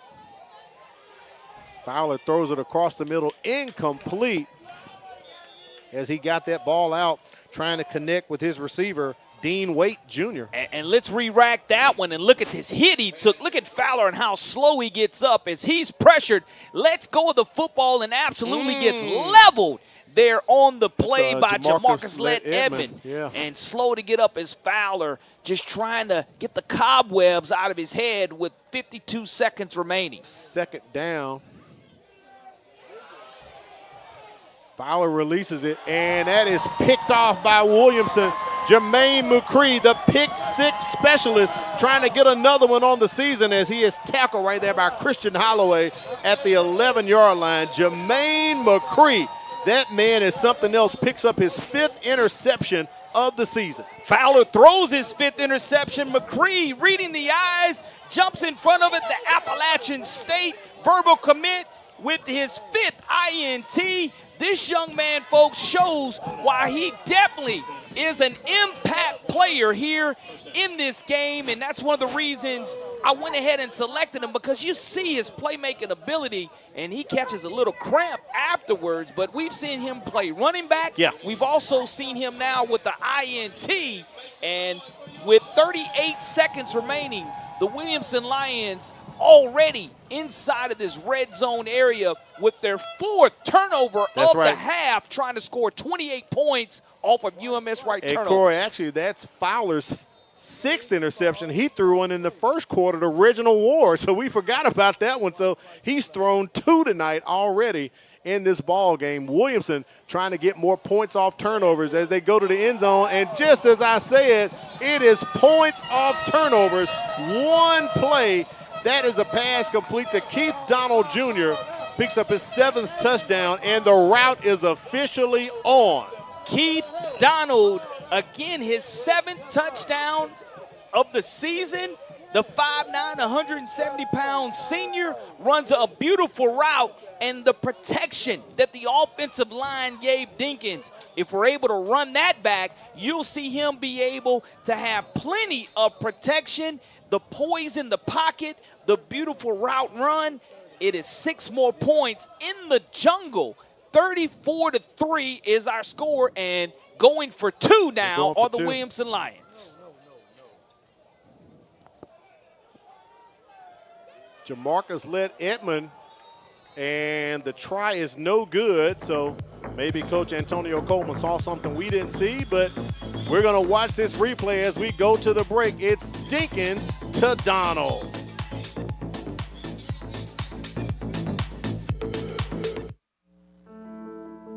A teacher is one of the biggest investors in a community. They impact the lives of those we value the most. Teachers share knowledge which helps shape and mold our future leaders. Teachers show direction and help build a sense of purpose. Are you ready to make a change? For more information on teaching opportunities, teacher incentives, or to apply with the Mobile County Public Schools, log on to www.mcpss.com.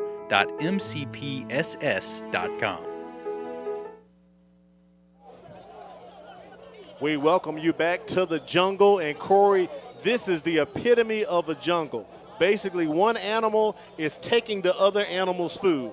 4 times tonight, Williamson has benefited from UMS-Wright turnovers, and they scored 4 times off of each turnover. This team feeds off of their head coach, Antonio Coleman, his tenacity. And, I mean, he is just a predator on the sidelines. Yeah. Was it a predator as a player for Williamson, as an all-state performer, was a predator at Auburn, and was a predator in the NFL and the CFL. And it has rubbed off not only on his players, his coaches. He has truly got a special thing going here at Williamson High School in the jungle in his 4th year. Hashtag why not Williamson?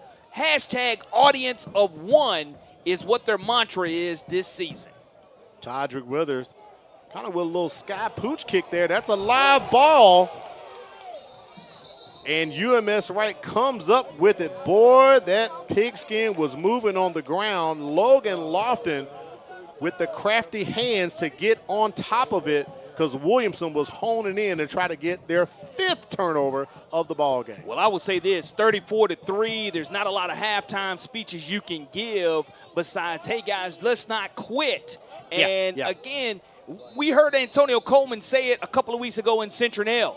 When he's get the foot on the neck, there's nothing you can do to get away from this dominant defensive and offensive performance. 1st and 10, and boom, laying the boom right there. Jamarcus let Edmond pass incomplete. Oh, my goodness, just blows up John Block. And, folks, you want to talk about an impact player making a difference in the game? Feel the impact on this hit as absolutely leveling the wide receiver. It's a clean hit. Let Edmond shows his tenacity. I talked about his coach being a predator, but I'll tell you what, that's one for the highlight reel right there, folks. That will be on the huddle film for Jamarcus Led Edmond from time on. Oh, my goodness. Pass complete to Richard Scott. We're under 10 seconds as Fowler trying to get the crew together. And they're just going to let it run out, Cora. I would, too. At the half, 34-3 is our score, and absolutely dominating performance. That was one of your words inside of your checklist tonight. Dominating dudes on defense, and they've done that tonight, Corey. I'll be honest with you, I have never seen anything like this from a defensive standpoint, and that was number 1 on my checklist at the beginning of the show.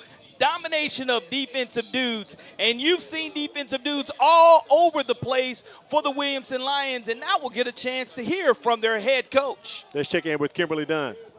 Coach Coleman, all season we've been talking about with this team, physicality, playing hard, being physically dominant. Do you feel like your team is doing that so far in this game? We're not satisfied. I think we could have played a much cleaner first half. You know, a lot of missed tackles. They converted 2 4th downs, so we're playing decent football, but I'm not satisfied. I've seen a lot of flags thrown this first half as well. So what adjustments are you going to go in there with your team to make to kind of prevent those from happening? Well, you're going to have those, you know. And my message to my kids is what it is every week. Keep your feet on their neck, you know. So we got another half of football. They're a great team, you know, so we got to come back out and we got to counter whatever they throw at us so we can get out of here with the win. All right. Thank you so much, Coach. I'll let you get with your team. Thank you. Thank you, Kimberly. We appreciate it. Williamson up 34-3. There's been 8 possessions for UMS, 6 for Williamson, 9 for 12. A.J. Dinkins, 96 yards with 3 touchdowns. We'll take a quick break, come back, and let you hear the sounds of the UMS-Wright Marching Bulldogs. You're watching the MCPSS High School Football Game of the Week. Hey Alexa, tell me about Mobile County Public Schools. With 53,000 students in 90 schools, Mobile County Public Schools equips and empowers college and career-ready graduates. Several MCPSS schools are ranked among Alabama's top 10.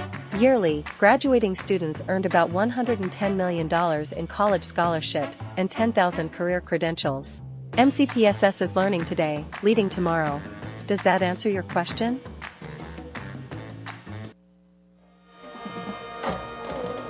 It is halftime, and let's listen to the sounds of the UMS-Wright Marching Bulldogs.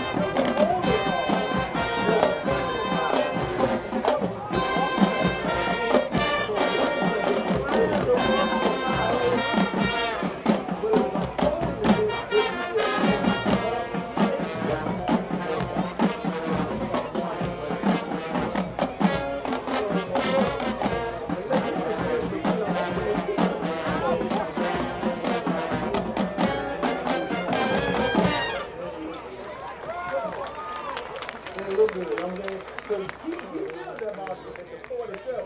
They didn't get the ball at the on the 46. So when the holder did, that's a stop foul. That's right. That's a stop foul. Yep, he was throwing way over there. So I didn't know. Yeah, I just saw him. So that's what it was. That's it.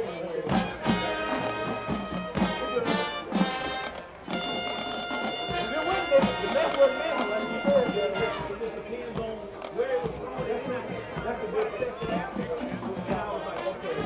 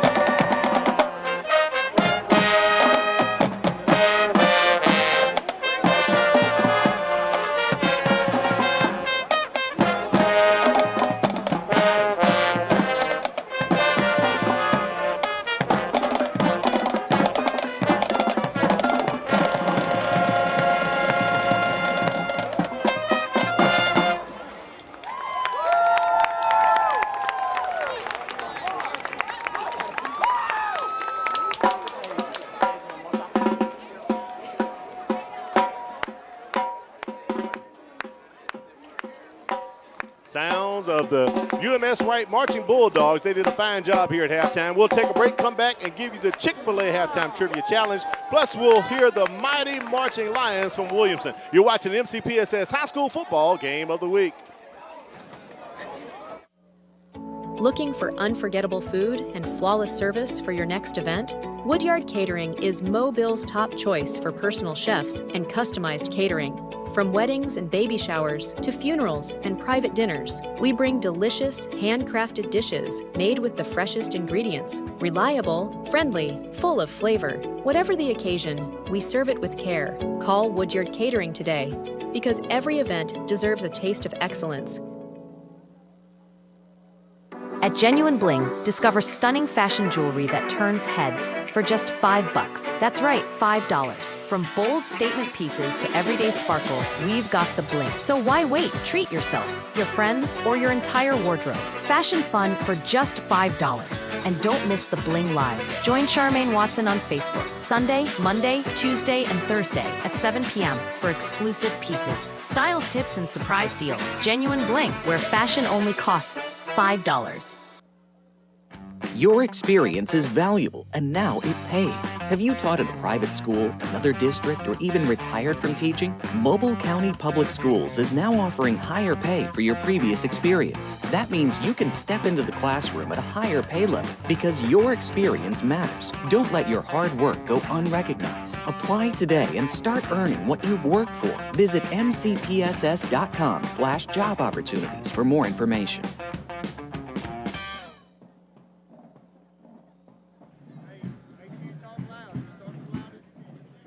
It's time for the Chick-fil-A Halftime Trivia Challenge. Let's check in with Kimberly Dunn on the sidelines.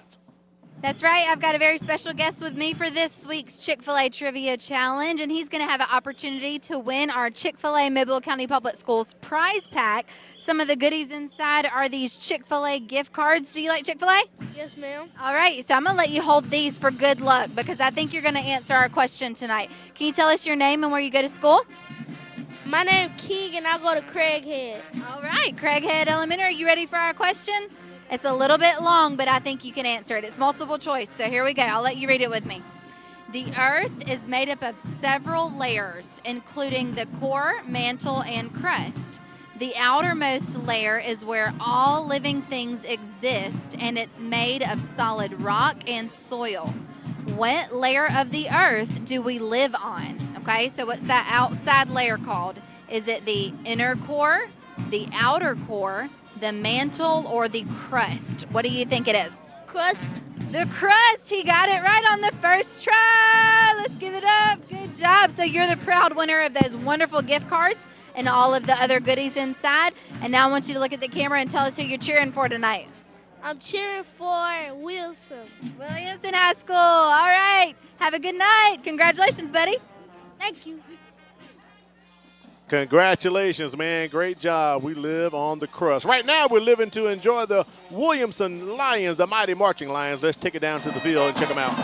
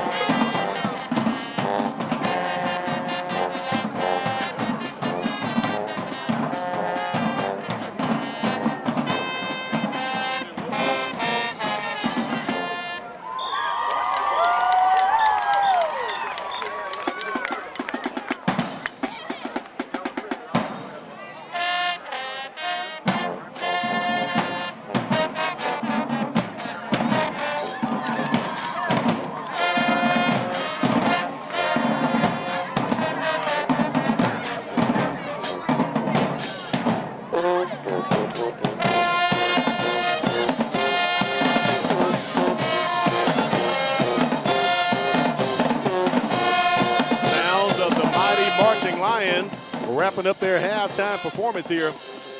Keep it right here. We have more headed your way. You're watching MCPSS High School Football Game of the Week. Your experience is valuable, and now it pays. Have you taught at a private school, another district, or even retired from teaching? Mobile County Public Schools is now offering higher pay for your previous experience. That means you can step into the classroom at a higher pay level because your experience matters. Don't let your hard work go unrecognized. Apply today and start earning what you've worked for. Visit MCPSS.com/job opportunities for more information. I'm Keith Blackwood, your Mobile County District Attorney. I want to remind you about the truancy laws. 5 unexcused absences requires you to attend the early warning truancy program. Failure to attend the early warning truancy program can cause you to appear before a judge in circuit court. We need you to stay in school. This is a serious law, and it needs to be taken very seriously. I wish you and your family a safe, happy, and successful school year. Do you feel alone, overwhelmed, or helpless? There's hope. There's hope. Call or text 988. You don't have to face your crisis alone. If you need a safe space to talk with a trusted adult for support, reach out to your school counselor. Do you need help to make it through everyday struggles? Do you need someone to talk to? Call or text 988. Your social emotional wellness is worth it. Remember, there's hope, there's help. I have known since I was in 4th grade that I was going to be a teacher. I really just truly enjoy coming to work every day and working with different sets of kids and just watching them grow and learn. I couldn't see myself doing anything other than teaching children, being a part of children's lives, being able to inspire them in a way that some people just aren't able to do. And to know that every day is a new day, a new opportunity to make a difference in the child's life means everything to me.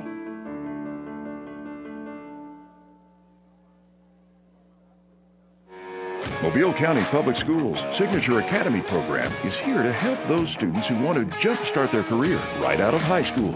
With more than 100 specialized courses ranging from engineering, computer networking, nursing, welding, and more, we prepare students for college and career readiness.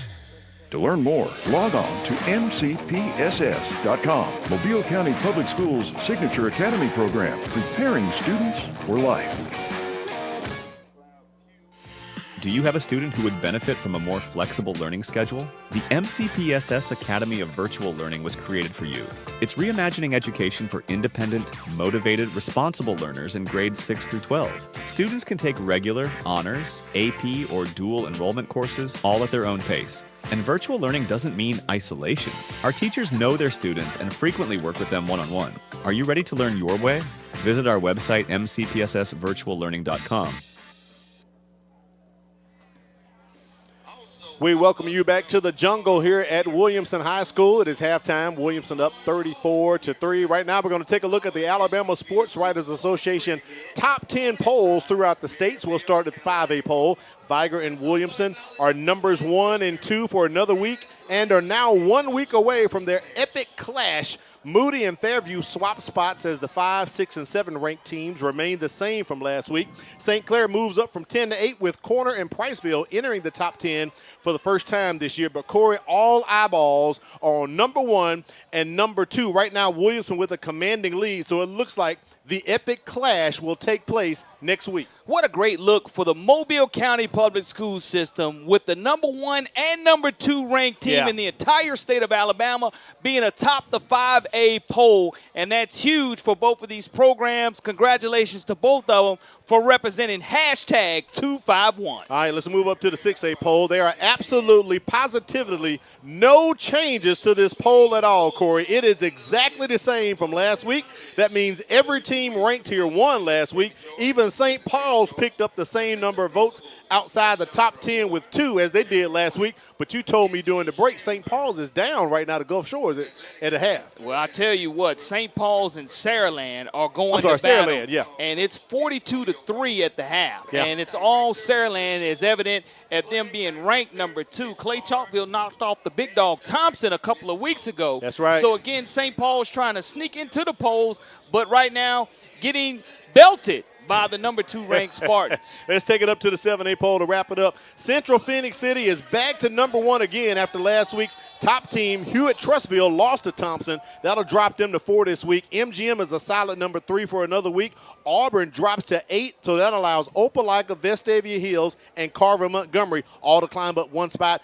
Daphne and Hoover remain 9 and 10 again this week. Outside the top 10, Fairhope picking up 10 votes. Baker securing 1 vote. I heard Baker's beating Foley, and I heard Fairhope is beating MGM right now. Yeah, MGM trailing 13-7 at the half, and that's on the road at Fairhope. That's right, that's right. So the Cannons have gone off a couple of times, or maybe just once at least, for the Pirates. But MGM, with that huge battle next week of West Mobile, can't get looking ahead because, again, Fairhope trying to sneak into the poll with that other receiving votes. And Fairhope undefeated in region play. They only have 1 loss, Corey. That was the Spanish Fort in week 1. One of the hottest teams in the area. I'm going to say minus our Rattlers, who won last night. They got a 2-game winning streak. We'll lead it. Right now, let's take a look at the standings across the area to let you know what's going on with 5A, 6A, and 7A. So here in 5A, it's pretty much between Williamson and Viger. They're both undefeated in regular play and in the season. That's why that win was so crucial. Look at LaFleur. If the playoffs started tonight, LaFleur would be the number 4 seed. They won last night, so they're 3-2 in region play, Corey. It is quite huge for LaFleur to get that win last night. It keeps them alive in the playoffs. 21-14, Centronel leading BC Rain right now. Wow, okay. And LaFleur and Centronel getting ready to go to battle here next week, I do believe. But you also look at the fact that UMS-Wright can take a loss tonight. They beat LaFleur. They did defeat LaFleur, but also Rain losing to LaFleur was huge there for LaFleur's playoff implications, kind of controlling their own destiny. Correct. Winning 3 or 4 games in a row would be big time for first-year head coach Michael Perry. And they play Citronelle next week. Let's take a look at the 6A region, and we know who's on top right there. Saraland, the number 2 ranked team in the state. Theodore right behind them. They're supposed to meet, if not next week, the week after. Pretty much that's going to be an epic clash in the 6A range. But right now with St. Paul's losing to Saraland, that kind of puts the pressure on the Saints because you got Spanish Fort and Gulf Shores lurking right behind St. Paul. Well, again, 6A Region 1 has always been called what used to be the SEC West. Yeah.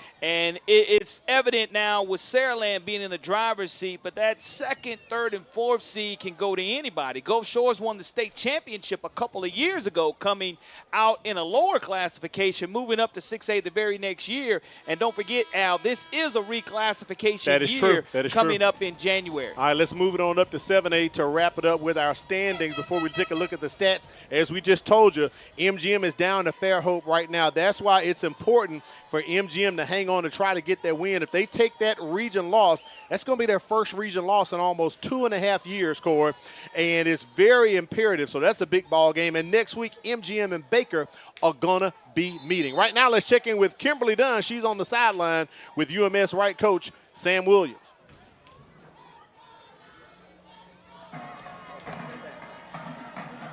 Coach Williams, what was the message you gave to your team during halftime to kind of encourage them for the second half?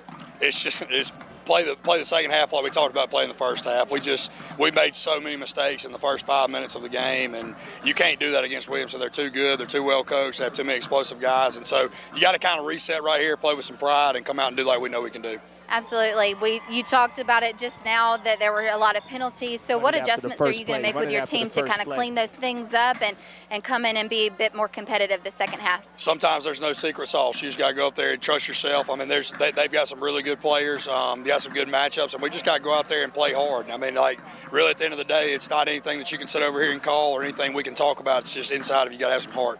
All right, thank you so much, Coach. I'll let you get with your team. Thank you. Thank you, Kimberly. We appreciate that. So think about this, Corey.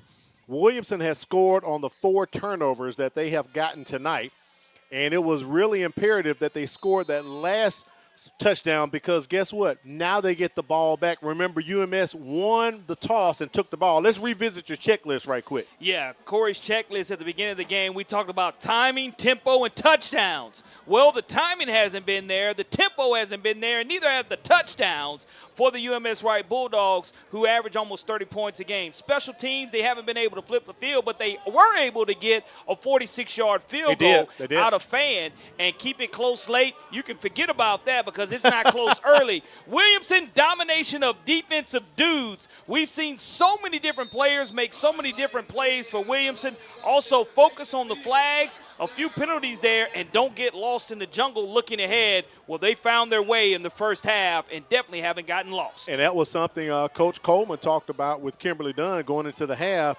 He did not like the penalties. He did not like that they were causing sloppy penalties and play on the field in the first half. Eaten up right there by the Bulldogs. First carry of the ball game. And UMS shutting it down early right there. Well, look how many Bulldogs are around the black jerseys. That's the heart that Coach wanted to see coming out. Defensive coordinator Brett West, this Bulldog team giving up 20.2 points per game on the season, and have already given up 34 tonight. Williamson, you can look for play action the way UMS-Wright has suctioned their way to that football. A lot of one-on-one matchups here at the bottom of the screen. And if you look at closest to Williamson sideline, a lot of one-on-one matchups. Dinkins with time. Pressure on him. And he does get it released incomplete as he tried to hook up with Robert Lucas. That'll push Williamson to third down, 3rd and 12 coming up here for the Lions. The first 5 minutes of the second half are imperative for the Bulldogs. And, again, without having any touchdowns here, you want to see them come out and make and scratch and claw and fight like their coaches asked them to at halftime.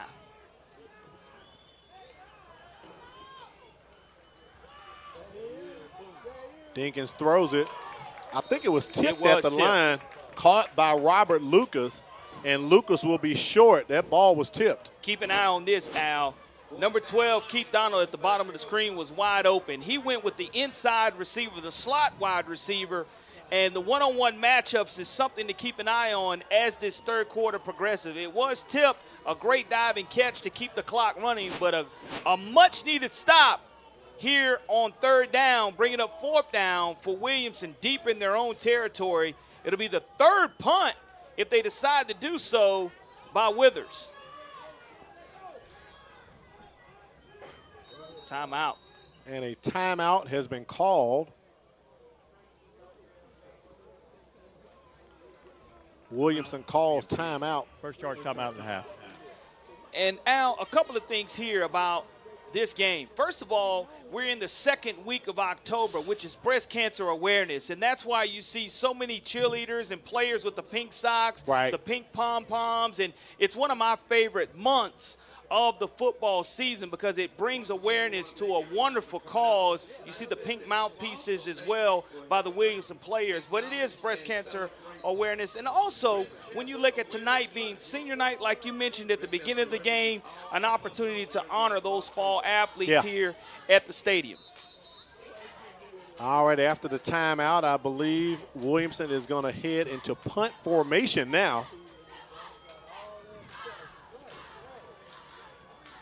Thomas Pertacci setting up around his own 40-yard line.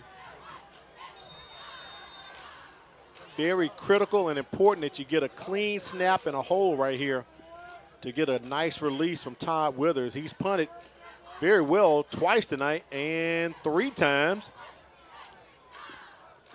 Pertacci's going to field it at about his 47. No, David Lott right there as he feels it getting into Williamson territory. Parents, make sure you mark your calendars. Monday, October 13th marks the start of the second quarter for Mobile County Public Schools. That means report cards will be coming soon. But why wait? You can check your child's grades and attendance anytime with My Power Hub on the MCPSS app. Make sure you get the My Power Hub on the MCPSS app. You can check your kids' grades anytime.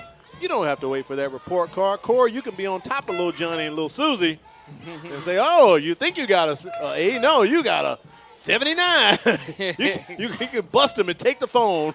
Do it all with My Power Hub right there. Hand off to Richard Scott as he gets up to the line of scrimmage. Maybe a 1-yard gain for Scott right there. Second down. Great field position here for the Bulldogs. I will say this, coming out, it's going to be imperative that this tempo equals touchdowns for UMS-Wright, and they're facing a heart of a Lion defense and a lot of missed tackles that Coach Coleman talked about that we saw really late in the first quarter and early in the second quarter, and that's something that Coach Coleman said, look, don't get caught looking at this jungle scoreboard. Yeah. Make sure you're playing like it's 0-0, coming out and creating turnovers like you did in the first half. Pretty much 4-down territory for the Bulldogs, down 31 points. They have a great leg in Kingston Fan, but you need touchdowns to get back in the game. That pass too high for the intended receiver for UMS-Wright, Dean Waite. Fourth down coming up here for the Bulldogs. And they are going to go for it. Trip receivers here to the near side. Trailing by 31, you have to. You don't have a choice, especially when you're in plus-side Williamson territory, but you have to be able to convert and take care and give Fowler time to throw. Fowler puts it out. It is too low, incomplete. It will be ball over on downs to Williamson. He tried to connect with his receiver, Ty Mabry. Incomplete. It would have been enough for the first down. Al, here's the thing. That's a 6'5" target. Yeah. No way a 6'5" target should have to pick it up off of the turf. I agree. And you have to find a way to make him stretch up high and elevate and put it somewhere where he can catch it. Make it a catchable ball.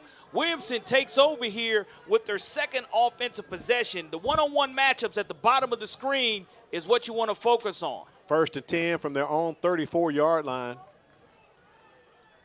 Going out and bringing down the catch, John Austin. They're saying he's in bounds. That is a first down. The chains are moving, and the Lions are on the move in UMS-Wright territory after one play. John Austin and Keith Donald, number 12, folks.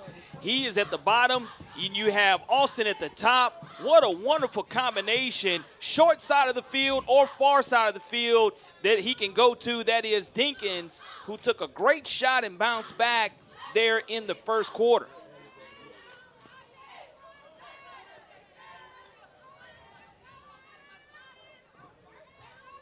Hand off to Withers. He scoots ahead for about 2 yards up to the 45. Bring up second down and 8 here for Williamson. Inside of plus territory on the Bulldog side of the field. After one play, just that quick, you can see the quick strike ability that the Lions possess. Power 4 guys everywhere on this field for the Williamson Lions, and offensively just a lot of weapons as well. Second and 8 at the 45 of the Bulldogs. Massey goes into motion.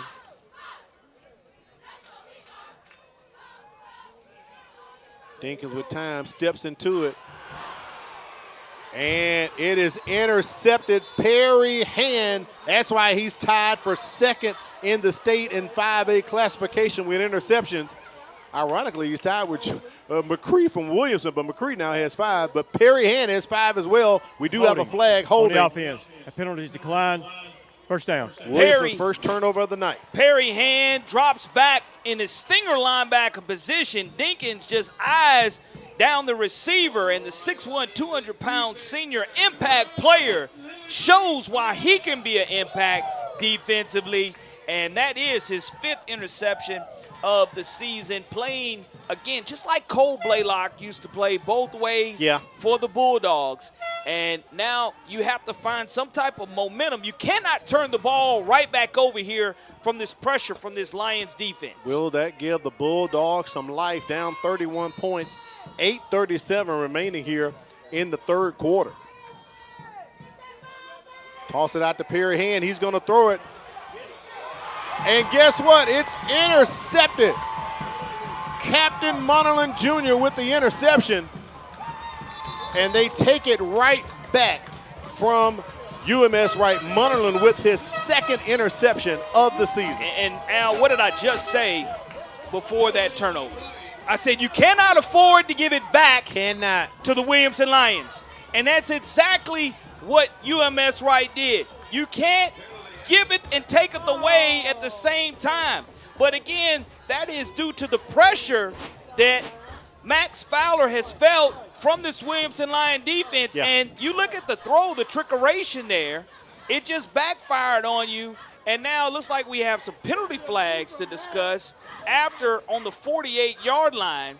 I don't know if it's going to be unsportsmanlike after the play, but it's going to cost 15 yards. It is marching, too. After that penalty or after that interception. And Munnerlyn, Captain Munnerlyn, he gets it like his daddy.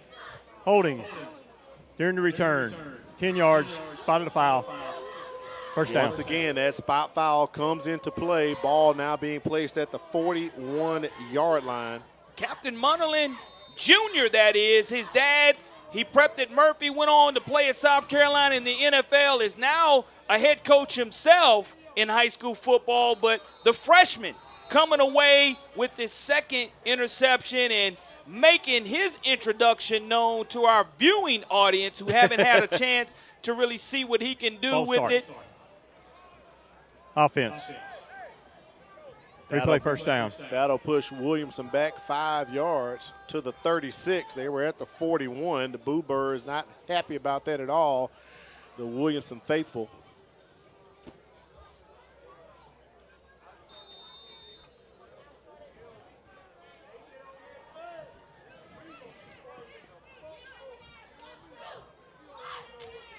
Looks like Ellis McGaskin in the backfield.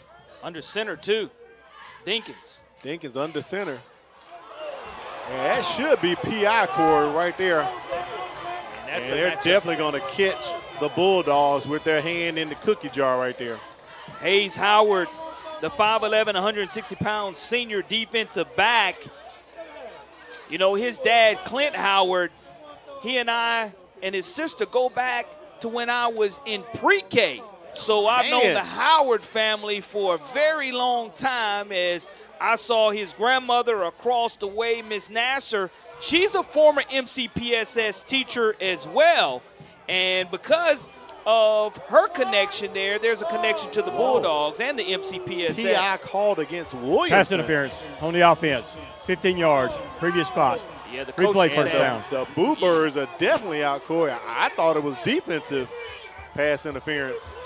Well, in that situation, what you do is you just dial up the same exact play. And Howard wanted the flag. He thought it might have been against him, but he wanted it to be against the receiver on that play, and he got what he wanted. So, you know, kudos to Howard for being able to be in a good position to make the officials favor his call. Well, Corey, I thought it was against UMS myself. I didn't really see a push-off from the offensive player. Well, what you do, I saw some grabbing. You go right back to it here if you're the offensive coordinator, Marcus Cook and Jamal Henry. You go right back to and you attack number 9 to see if he can get back into great position defensively in that one-on-one matchup. A handoff to Ellis McGaskin right up the middle. He goes. Crossing the 25 to the 26. There's the frustration by Howard. He's going to get called for a personal foul, unsportsmanlike.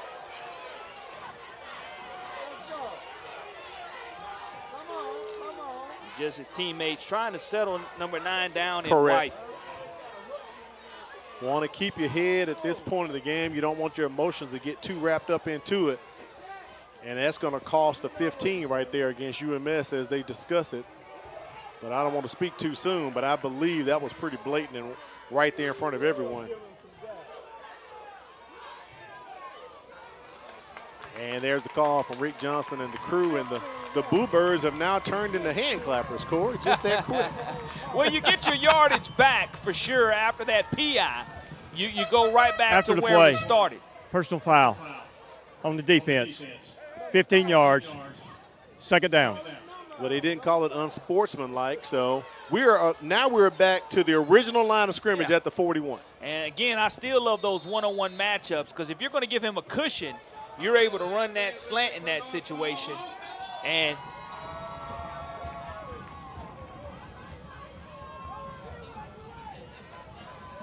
down marker says second down. I thought it would be first down after that penalty, and there's the whistle. And false start against the offense.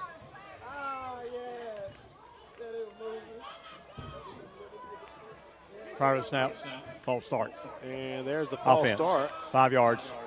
Second down. Kind of a slow second down. A slow, ugly start here in I the agree. middle of the third quarter. Yeah. I think we've had more flags thrown than plays run. And that's not a good sign, especially if you're UMS-Wright that loves timing and tempo. But Williamson just has to find those matchups. And, again, the one-on-one matchups, now they have a safety over the top to help out on 12. 2nd and 15. Dinkins airs it out. And it is intercepted by David Lott. I don't see any flags on the far side as they pretty much had John Austin wrapped up, double covered. And that was a great job of rolling safeties over the top to where you had both outside wide receivers double teamed, and you kind of baited them into thinking he had one-on-one coverage. Dinkins did not, and Lott from his rover safety position comes over, goes head over heels high for an interception, and that's a great INT in that situation. And right now, back-to-back interceptions for the Williamson Lions offensively. That's right. We've had 3 interceptions thrown here in the third quarter alone, Corey.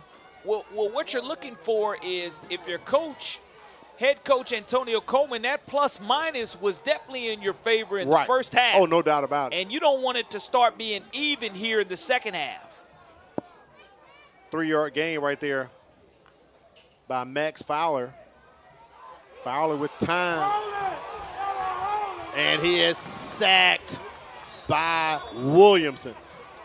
That's going to be a tremendous job of pressure continuing to be applied by the 2 defensive ends for the Williamson Lions. You look at Dale Brown and Bush. Let's look at that one more time before we're able to run that back as they're getting ready to run another play. But you'll see Fowler hearing footsteps coming up, as that's going to be an offsides, easy call. But on that last play, Mario Williams, look at his footsteps. You can see the hole that people wanted, but Dale Brown fights through it. Gets the sack. And gets it anyway. Great job of our production crew in the truck on that replay there, having a box in screen for you to look at the live action and look at the replay. Money down for the Bulldogs. Ball's up to the 46-yard line. They need to get to the 48 of Williamson to pick up a first down. Fowler's just going to keep it, turns the corner. I think he may be close to it. If not, he'll be a half-yard short. He may be right on the stick, Corey. I love how fast and the tenaciousness of Fowler. Doesn't matter if he throws an interception. Doesn't matter if he fumbles. This kid just keeps attacking and does not quit. And he is a junior signal caller coming back for Coach Sam Williams if he stays healthy next year too, and that's what you want to see, him and Perry Hand here in the backfield. There's your fumble, though. Fumble from the center. Fowler picked up the first down, got to the 47, but the center quarterback exchange, they're going to have to eat a yard or two from that mistake, so that'll push it to the 49, brings up 2nd and 12 here for UMS-Wright. Reginald Ward III with another tackle for loss, and that's going to be too many guys on the field. And you can see the guy trying to run off. That's part of that tempo and Prior to personnel. snap, illegal substitution, 12 players. Offense, 5 yards. That will cost the Bulldogs 5 yards, and now they're back on their side of the 50. Can't seem to get themselves out of the way, Corey. No, and that's what's huge that's hurting the Bulldogs. 2nd and close to 17. Fowler zips it, and it is intercepted by Davidson. Another interception, Carnell Flukem. That is our 4th interception here in the third quarter. Carnell Flukem. Wow. He drops back back, and he gets his first interception of the season. And I mentioned how Fowler just is able to shake things off. You thought he was going to run it on the last play. He did run it and gets hit hard, but then throws the interception to Carnell Flukem, dropping back from his linebacker position. And it's just a plethora of turnovers, uncharacteristic of the Bulldogs. And when you're trailing 34-3, those type of turnovers will continue to get beat, and it may be a post-possession penalty here on the far sideline. During the play, we have an interception. After the play, we have unsportsmanlike on the defense. 15 yards, spotted foul, first down. And that's what Antonio Coleman was talking about, Corey. Things like that, you get a positive play, but then you shoot yourself in the foot and get an emotional penalty that you don't need. Yeah, that's something that just cannot happen, and you can't afford to happen in that situation. And trailing 34-3 with 5:45 remaining, is that 6 turnovers Corey, by the Bulldogs? Corey, you beat me to the punch. I was just about to say, I'm glad you're sitting down. I'm about to tell you something you don't normally hear. That is 6 turnovers by UMS-Wright. 14 total flags in this game. 2 turnovers, back-to-back interceptions here on their last possession by the Williamson Lions. And they're going to have to find a way to get things in gear offensively, because right now they're kind of stuck in neutral. Yeah. And I say stuck in neutral when you average 60.8 points per game. You don't want to get stuck in neutral. No, you don't. You want to go full throttle and look for those one-on-one matchups. But they're on slant routes, and Withers, now's the chance for him to bust a couple of big ones to soften up this defense. Ball at the 31-yard line, 1st and 10. They hand it off to Todrick Withers. Todrick Withers on the move. Todrick Withers still moving. Todrick Withers, one guy to beat, hops over him. Todrick Withers to the house, but we have flags on the play. Al, I told you, you soften up the defense by giving it to Withers. You've thrown, and all of a sudden you give it to one. It's not rocket science, folks. No. But I tell you, that block down the field is going to take down a terrific touchdown run away from Todrick Withers. His longest run had been of 48 yards, and that one, he galloped almost 65 yards on that touchdown run. But it's going to come back off the board. Nonetheless, it's going to be a first down. Block in the back. 15. Black. And first down. I want to say this about Withers. Look at this replay. You just hand it to number 1, the great blocking up front. Withers, he makes one-man miss. He turns on the burners. Watch this start and stop here at the end of this run. He just puts on the brakes, make a defender miss, and here comes the late flag as he twists and turns, gets into the end zone, all for naught. But the Williamson Lions knocking on the red zone area. Ball here at the 25-yard line. And again, now is where you change the defensive strategy. Now you get your one-on-one slant matchups, but I go right back to Withers because he gets stronger. Dinkins throws it, completed, still on his feet. Keith Donald Jr. inside the red zone. Gets to the 20-yard line, about a 5-yard gain on the reception there. And the Williamson faithful calling for a flag. They felt it was a late hit of some sort against Keith Donald Jr. Look how quick he got the ball out, and he was never down until he was pushed out late.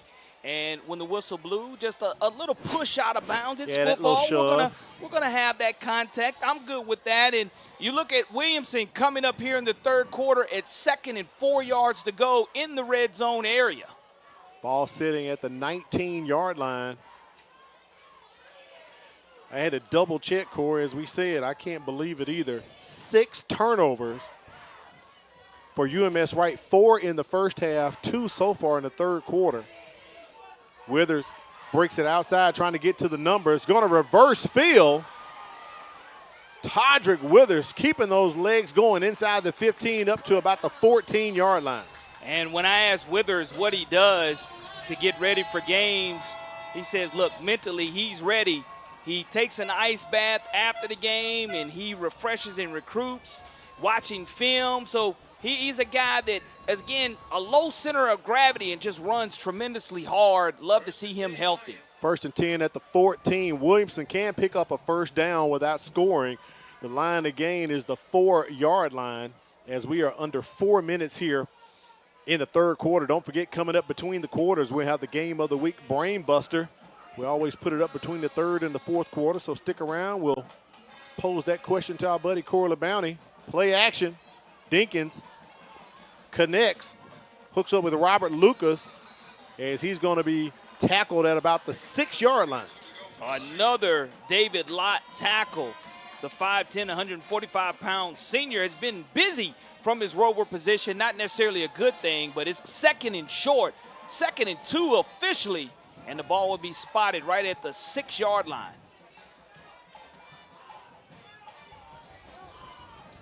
Jamal Henry and Marcus Cook, co-offensive coordinators here for this Williamson offense. Play clock approaches 10 seconds.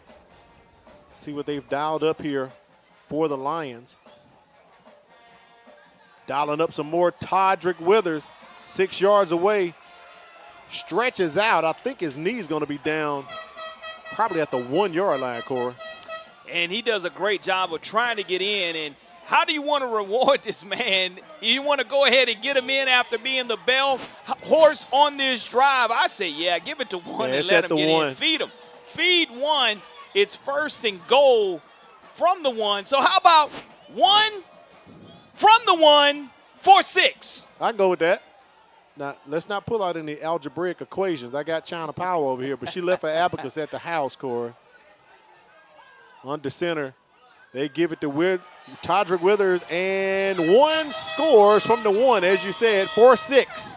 And Williamson extends their lead. Todrick Withers, all Todrick Withers on that drive, folks. You give it to number 1, and again, he was our Crichton Optimist Club Offensive Back of the Week. We'll see some other MCPSS winners that joined us this past week as well here later on in the third quarter. But that's just a great job by the offensive line. An even better job by Todrick Withers finishing it off, getting 6 more for the Williamson Lions. But, Corey, it took us almost 10 minutes to get our first points, but we went through 4 interceptions, but we did get a touchdown, and the Sears extra point is up and no good. So our score 40-3. Here's Todrick Withers hitting pay dirt.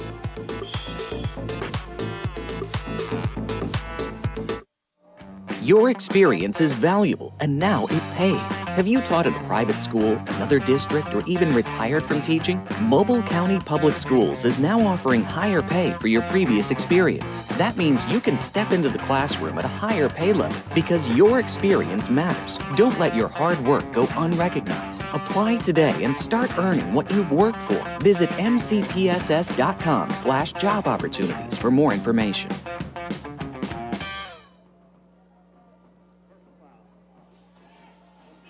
Tonight's game brought to you in part by Jersey Mike's. Jersey Mike's is ready for all of your game day and catering needs with subs by the box or by the bag. They can do it all. Tell them Alan Corey sent you and get the football discount on your order. Jersey Mike's, a sub above. Also, we want to thank BSN Sports with team apparel and equipment from basketball to cross country and all the sports in between. BSN Sports, the heart of the game. Visit them online at bsnsports.com. There must have been a flag or something on the field, but there's another try. So Williamson's going to try for 2 here. That is 35 points off of turnovers. That is correct. So far here, folks. And I mentioned it, and I'm going to say it louder so everybody listening, watching, at home, YouTube, Facebook, they can understand this is the best defense in the entire state of Alabama. And if you don't believe me, just put in this film, this tape, and watch it.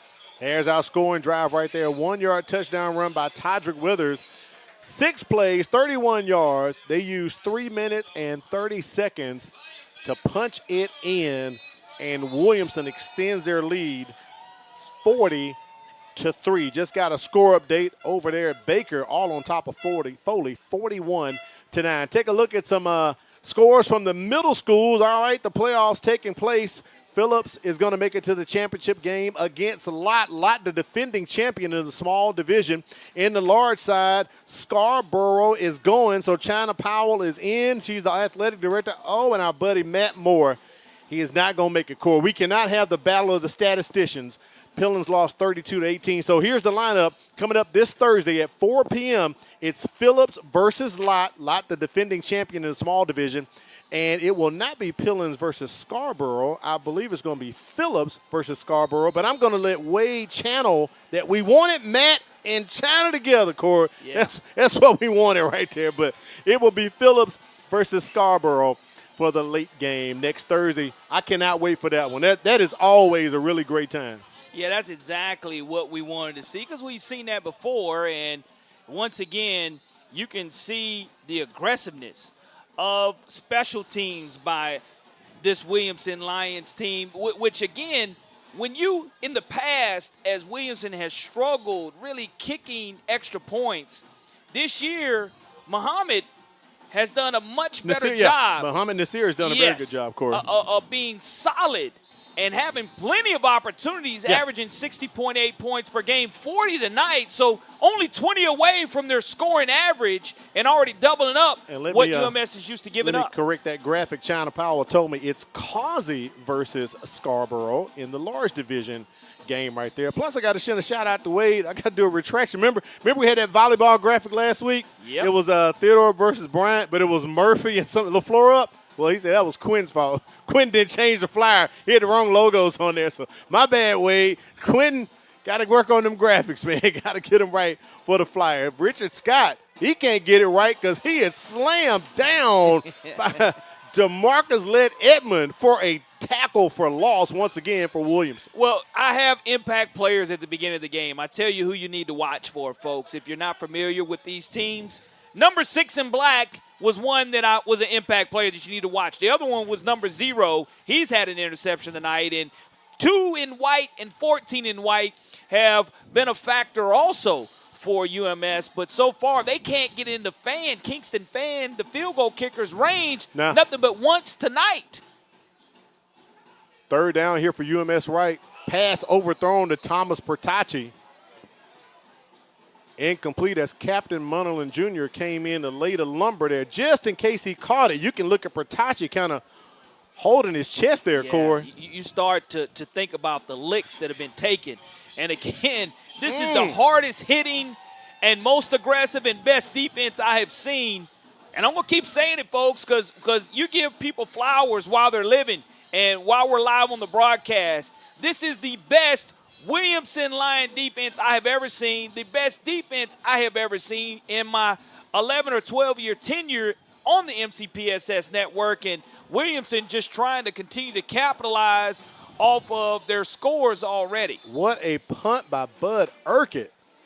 Beautiful punt right there by Urquhart. That's going to pin Williamson back after the punt return catch inside of the 10-yard line. So Williamson, I believe they're going to place this about the 8 or the 9. It'll be 1st and 10, up 40-3 over UMS-Wright. Well, all-time versus UMS, Williamson's only 3-5. And I mentioned earlier, Williamson had outscored their opponents 202-0 over the last 3 games. And now it's 242-3 over the last 4 games, which is why they are the number 1 defense in the state of Alabama. Regardless of what any other school does, they just don't have as many dominant dudes as we are watching tonight. So when you think about it, Corey, Williamson has allowed 9 points, 5 points, and 3 points so far during the season, this defense. Along with 4 other shutouts, and you can just see Withers continue to churn. He gets them out of the hole past the 20 up to the 23. And you try to have cover 2 or put 2 safeties over the top on these outside wide receivers, and it just opens up the lane for Withers to do his thing. And now you just have to find out, defensive coordinator Brett West has to pick his poison. How do I want to base my defense? I'm a 3-4 base defense, but how do I want to rotate my coverage in the secondary to make the adjustments? And Williamson's going to let this quarter try to run out. I think they have to snap it. It's about a 3-second differential between the play clock and the game clock. So they will have to snap it once, and they go to the ground once again. Ball comes out as Dinkins goes in to try to help out Ellis McGaskin with the carry. So that's the end of the 3rd quarter. Williamson on top 40-3 over UMS in this 5A Region 1 battle. All right, let's put up our Game of the Week Brain Buster question. Let's see what we have here. All right, Corey, last year Antonio Coleman produced his first 10-win season.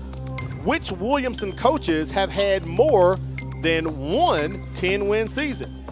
Albert Terry, Bobby Parrish, Curtis Horton, or Fred Burks? Last year, Antonio Coleman produced his first 10-win season. Which Williamson coaches have had more than one 10-win season? Is it A, Albert Terry, B, Bobby Parrish, C, Curtis Horton, and D, Fred Burks? And right on time, the end of the first quarter, Corey, your end of the quarter test, you get multiple choice. So think about it. Take a peek and think about that. We'll give you the answer on the other side, inside of the fourth quarter. Great look right there, the Williamson Lions cheerleaders, as you talked about October being Breast Cancer Awareness Month and stomping out breast cancer. I love the pink pom-poms, the pink T-shirts, the pink spats. The players have had on pink mouthpieces. We had on our pink last week. Kimberly Dunn had on her pink. We're going to wear pink again in a couple weeks. So we're just trying to eradicate and stamp out breast cancer. And a great job here for Williamson on senior night, Corey. I love the pink accent tonight. Yeah, welcome to the jungle as you get a shot of the UMS-Wright cheerleaders. Yeah. And they're still joyful and happy to be on camera and not being camera shy at all. And I will tell you who has not been camera shy the entire season has been this Williamson Lion offense. And the juggernaut that they have become offensively, unlike any numbers historically that Williamson High School has ever seen in the over 100-year history of this high school. And also defensively, never seen numbers like this before, only giving up 2.3 points per game. Amazing. And unfortunately have given up 3 tonight. Three so tonight, that right. scoring average is going to go up just a little bit against the Lions. 2nd and 10 coming up here for Williamson, ball at their own 23-yard line. Handoff, Ellis McGaskin comes over from defense to play a little offense. And showing plenty of life, John Ellis Pritchett, the bandit linebacker, along with Luke Aran. He is the defensive end, 6 foot, 173-pound sophomore, number 48, making big plays. But we're in the fourth quarter, folks, and it's 40-3. Domination from start to finish so far by the Williamson Lions, looking to add even more here on 3rd and 10. Perfect opportunity to take your shot down the field if there's one-on-one coverage here closest to Williamson's sideline. And you can better bet, you better double number 12, because if he gets a free release, it's off to the races. Pitch and catch. Timeout by Williamson. And Antonio Coleman just let the play clock run down to 1 and decides to take a timeout here as they're going to discuss things 3rd down. Go ahead, Corey. Go ahead, Corey. Guess we'll put up the answer then, Corey. All right, sorry, buddy. You got to be Johnny on the spot right now. Hey, look. So here's the question. Our producer's running tempo too. Clearly. He's running tempo. He hasn't let 1 minute elapse off the fourth quarter. Corey, no studying. Last year, Antonio Coleman produced his first 10-win season. Which Williamson coaches have had more than one 10-win season? Is it Albert Terry, Bobby Parrish, Curtis Horton, Fred Burks? Well, I saw this coach in the stands earlier. Okay. And it's going to be Bobby Parrish. Bobby Parrish was in the stands earlier watching this Williamson Lion team and had a lot of success. It's going to be B for Bobby Parrish. Okay, but before I let you get your answer, Corey, the question is which Williamson coaches? That's plural. So you want to go with Bobby Parrish only? I'm going Bobby Parrish, for right. sure. Right. And maybe Curtis Horton, but I know for sure Bobby Parrish. I'm going Bobby Parrish. So you're going Bobby Parrish, point blank, period. I'm going Bobby Parrish. You can't go wrong with Bobby Parrish. All right, we'll get the answer up after this play right here. 3rd down coming up for the Lions. 3rd and 10, as a matter of fact. They're going to say Ellis McGaskin lost the yard on that previous play. Dinkins steps up into the pocket and just lofts it incomplete as he tried to connect with this receiver, Keith Donald Jr. It'll bring up 4th down. All right, we'll put up the answer for you. Corey wants B, and Corey, the answer is A and B. Albert Terry did it twice, back-to-back, 1962 and 1963. But look at Bobby Parrish, as you said, 1999, 2000, 2004, and 2007. He actually did it 4 times. Well, you know, again, I got the answer right. I don't care how you look at it. Bobby Parrish was the correct answer. Now, Albert Terry's a little bit before my time, as I'm not that old, Al. Again, I know my history. I know my world history. I know my geography. I think what would have happened, if you had 120 seconds rather than 60 seconds, you might have gotten Albert Terry. I ain't gonna lie to you. We rushed that one. Hey, I will say this. Quentin, I know you're listening. Let's make sure we get that Crichton Optimist graphic up as fast as we did the Brain Buster answer there for sure. Because, again, we're going to take a timeout. And we're going to have a timeout right here on the field. 10:46 remaining in the ball game. We'll take a break and be back. High school students, are you looking for a way to become a better leader? Then the Junior Officers Training Corps may be what you're seeking. If you would like to develop self-reliance, learn ways to be more responsible, and improve your communication skills, you can do that and more when you register for the Junior Officers Training Corps. The JROTC program is available to all high school students in Mobile County. JROTC, we build a better you.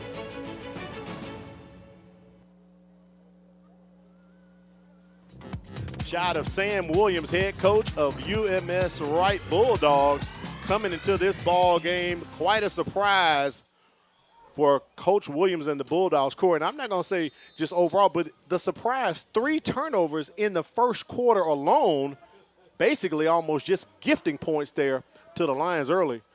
I don't know if that's offsides or not, but the cornerman came in on a mission, but Tydrick Withers decides to tuck it and take off. The guy on the end, I thought he had jumped the snap. I thought it was offsides, Corey. Well, it's one of those plays to where the gunner for UMS overran the play. Yeah. And because he overran the play, Withers had the wherewithal to go ahead and go on the play. Look at the tackle right here that was missed. Total Leather missed right here. Perry Hand looks up, and Withers is absolutely gone. The running back picks up an unexpected first down, but it's going to be 1st and 10 from the 45. Unfortunate for the Bulldogs right there. Basically, as you said, Corey, overplayed his hand. And you can see Perry Hand right there getting up from the ground like, man, what happened? I thought we had him. I thought we had him stopped. That was a great opportunity for the Bulldogs. They have some awesome field position, but it is 1st and 10. Ball at the 45. They hand off to Tydrick Withers, and he's going to be tackled for a loss. And I know that as the clock continues to run with 9:50 remaining here in the fourth quarter, the shock and awe that the Lions have unleashed here in the jungle, like you said, they came as predators in the jungle. And you can pick a predator. You can pick the lion. You can pick the tiger. You can pick the bear. Whatever other beast you want to pick out of the jungle, they have absolutely feasted on these Bulldogs here from a turnover standpoint. 35 points off of 6 turnovers. Movement on the line, flags all over the field. False start. Offense, 5 yards. Still second down. That'll push Williamson back 5 more yards. I will say this, Corey, Rick Johnson and the crew have definitely earned their check here in the second half tonight. Yeah, they have. They have gotten a lot of screen time. And we talked about the penalties being a factor as far as the checklist was concerned, and focus on the flags. And we'll take a look at those stats at the end of the game to see how many penalty yardage was assessed to the Williamson Lions.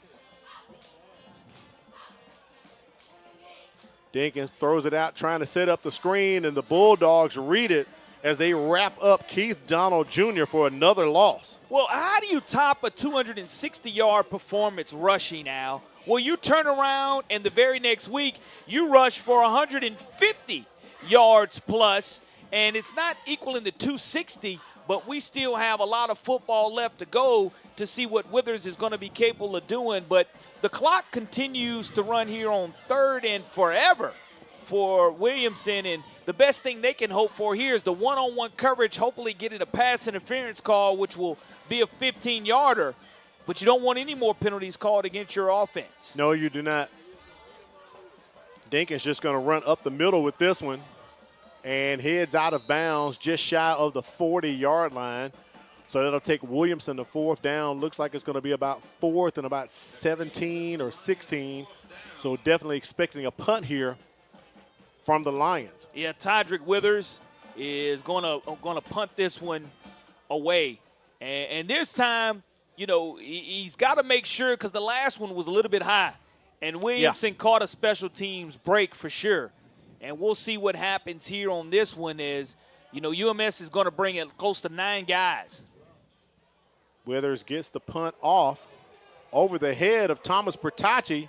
He feels it at about the 13. They're going to tackle him at about the 19-yard line. Great way to flip the field right there from Tydrick Withers. Great punt from the Williamson Lions. Sets up 1st and 10 coming up for the Bulldogs. 7-19, down 37 points, Corey. We might have to dig deep on this one. I can't remember someone shutting down UMS-Wright like this in the regular season for a long time. Listen, this is the type of points that Terry Curtis would have been happy with from an offensive standpoint, winning 3-0. This is not Sam Williams' tempo, and it's because of the turnovers. Again, this offense averages 33.2 points per game, 30 points shy of what they averaged, and they're just continuing to see and hear footsteps because Williamson has been laying the lumber all night long. That pass too high for weight. 2nd and 10 coming up here for the Bulldogs. Stops the clock.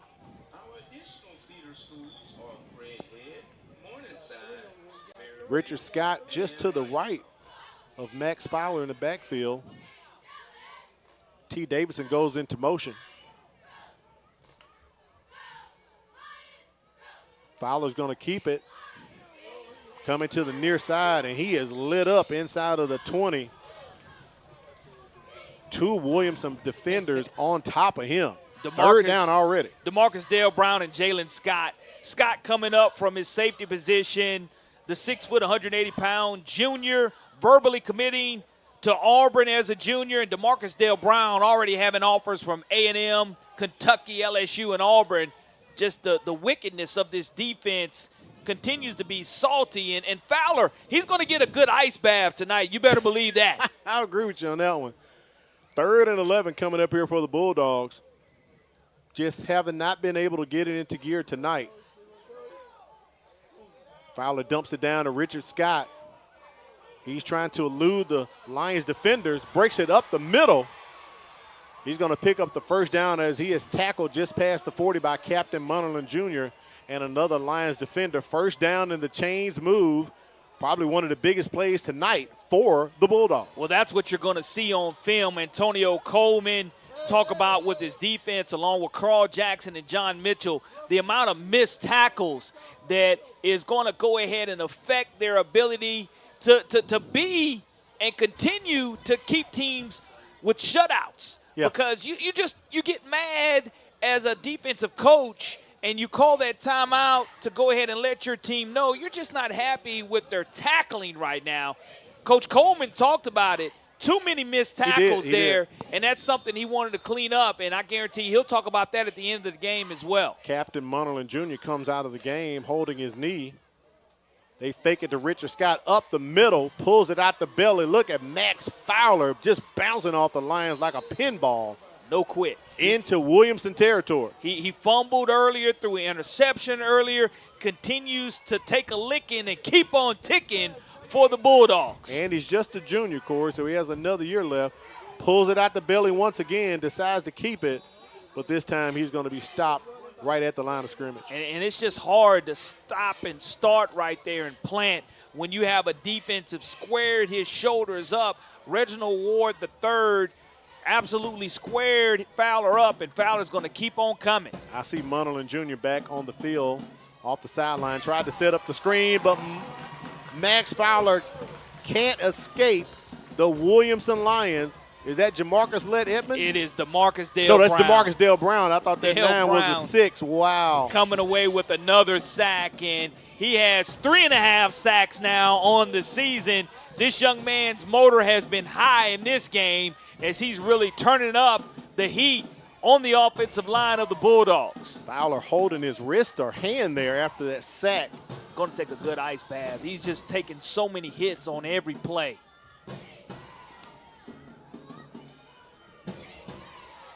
Fowler with time across the middle. Kind of short arms it to Hayes Harville. And in coverage. It's going to take Bulldogs to 4th down, Corey. Kenneth Brooks. Yep. Safety, 6 foot, 170-pound sophomore coming up and making another big hit. And it's 4th and 18 now for the Bulldogs. And you can't afford to have an interception because a pick 6 will come your way if you do. Fowler going over the top. And it is complete to Ty Mabry.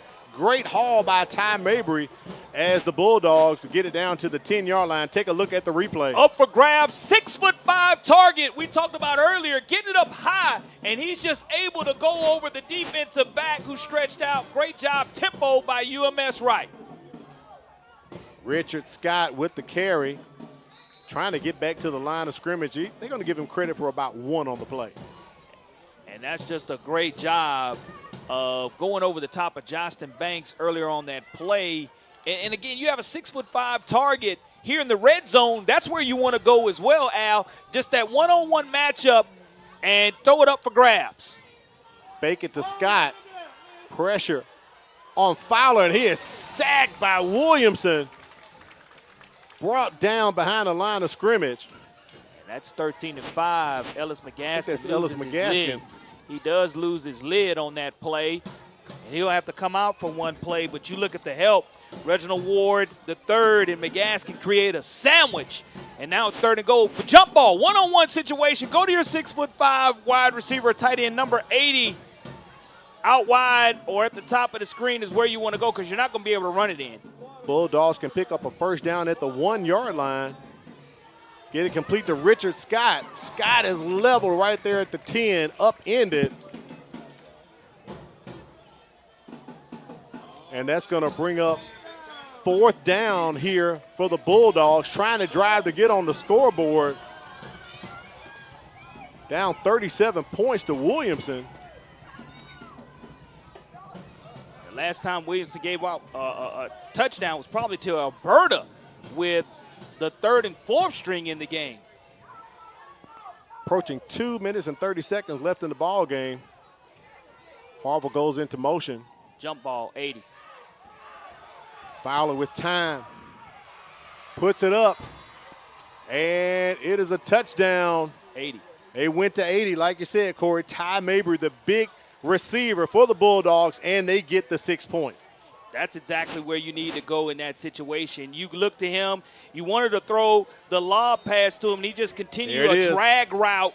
And when he ran the drag route, you get underneath that defense on 4th and goal.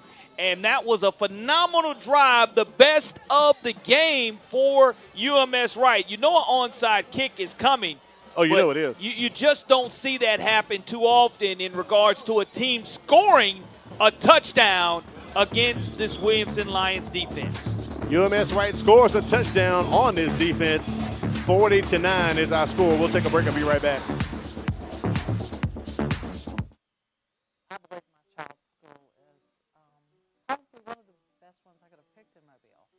She's in the PACE program. There's a lot to like about Mobile County Public Schools. What I enjoy about Mobile County School is the extra attention my teachers give us to help us learn. Teachers are liking their access to technology, and students are liking the quality of their education. I like the technology that's been incorporated into my education. And since 1826, you have trusted us to prepare your child for their future, and we like that. Mobile County Public Schools. We are learning today, leading tomorrow. We welcome you back to the MCPSS High School Football Game of the Week. Our score 40-10, actually. Corey caught that. I said 40-9. So I'm not trying to short UMS right on the point, but 40-10 our score. The Bulldogs put together a drive. Corey, who you think about for your Career Tech Education Player of the Game? I got a couple guys in mind. But one particular guy definitely stands out. I like the game that Withers has put up tonight. Withers has had a great one along with Jamarcus Edmond laying the lumber defensively. And you have to kick an onside kick there, and the Bulldogs do. Not surprised at all the onside kick came, and they get it. But Jamarcus Edmonds had a good game tonight. Also, Dinkins is throwing for a few touchdowns as well. A.J. Dinkins, the quarterback. So we'll reveal that Career Tech Education Player of the Game to you here in a matter of moments. 2:16 remaining in the ball game, and UMS-Wright picks up the onside kick. Well, I know we were talking to John Mitchell before the game began, the defensive coordinator, one of the defensive coordinators for the Lions, and what we saw was how many first downs did he said Williamson had allowed in 4 games? In the past 2 games, I believe they had allowed 2 first downs. In the past 2 games, they allowed 2 first downs. The entire game. The entire of both 2 games, 2 first downs. Not each game, between both games, Corey. Well, we'll get a number count from Matt Moore, our statistician here, to see how many plays UMS-Wright has run in the game. And as they continue to go timing and tempo, they're just looking to have some momentum going to next week's contest. Yep, pretty much. And for UMS-Wright, next week, they're going to be hosting Alberta, then at Faith Academy, and then they're going to wrap up the season with St. Michael. Over the top goes Max Fowler, pass incomplete as he tried to hook up with his receiver, T. Davison. Going to take a look at that replay. Nice arm Fowler has, though. Kenneth Brooks and Jalen Scott with the sandwich, 17-4. Yeah. And if you're going to get hit, you might as well come away with the pigskin, but it brings away 4th down, and Williamson just trying to salt this one away. Timeout called on the field. Now for Williamson, their next 2 games, we know who the next game is. It's Viger, and then they'll be at LaFleur. They only have 2 remaining games because the Lions are on a bye the last week of the season. Remember, their first game of the season against Booker T. Washington, Pensacola, it was forfeited. So they actually have picked up, if you want to call it a bye early in the season, and their last game of the season is a bye as well. So it's Viger for Williamson next week, and then LaFleur. Let's put up our Career Tech Education Player of the Game. We'll go with Tydrick Withers. I think that's good. He's had an awesome game tonight, Corey, on the ground, scoring it a couple times as well, and doing an awesome job. So big ups to Tydrick Withers, our Career Tech Education Player of the Game. And he would give credit to his offensive line, and I'll give credit to the offensive line that allowed him to have some big ones. He had a big special teams play where he was supposed to punt it. He had his second punt of the season tonight. He actually punted 3 times tonight. That's one of the reasons Tydrick Withers was our Career Tech Player of the Game, because of not only his special teams duties, but as well as his offensive running abilities. And big shout-outs to Braylon Broom, Amari Spencer-Westry, Ja'Cory Herman, Cordarian Dixon, and Braylon Nelson all up front. Yeah, providing giving the holes. Withers nice holes and giving Dinkins time to find Austin and Donald and Lucas, along with Jacob Massey with a couple of big-time catches and at least 1 touchdown there for him. But this Williamson Lions team, their overall defensive scoring average is going to go up, but their offensive scoring average is going to go down a little bit. But Corey, that defensive average, it might go up just a smidge. They only gave up 3 points. At the end of the day, they did a wonderful job and continue to be the #1 defense in the entire state of Alabama, and just showing it.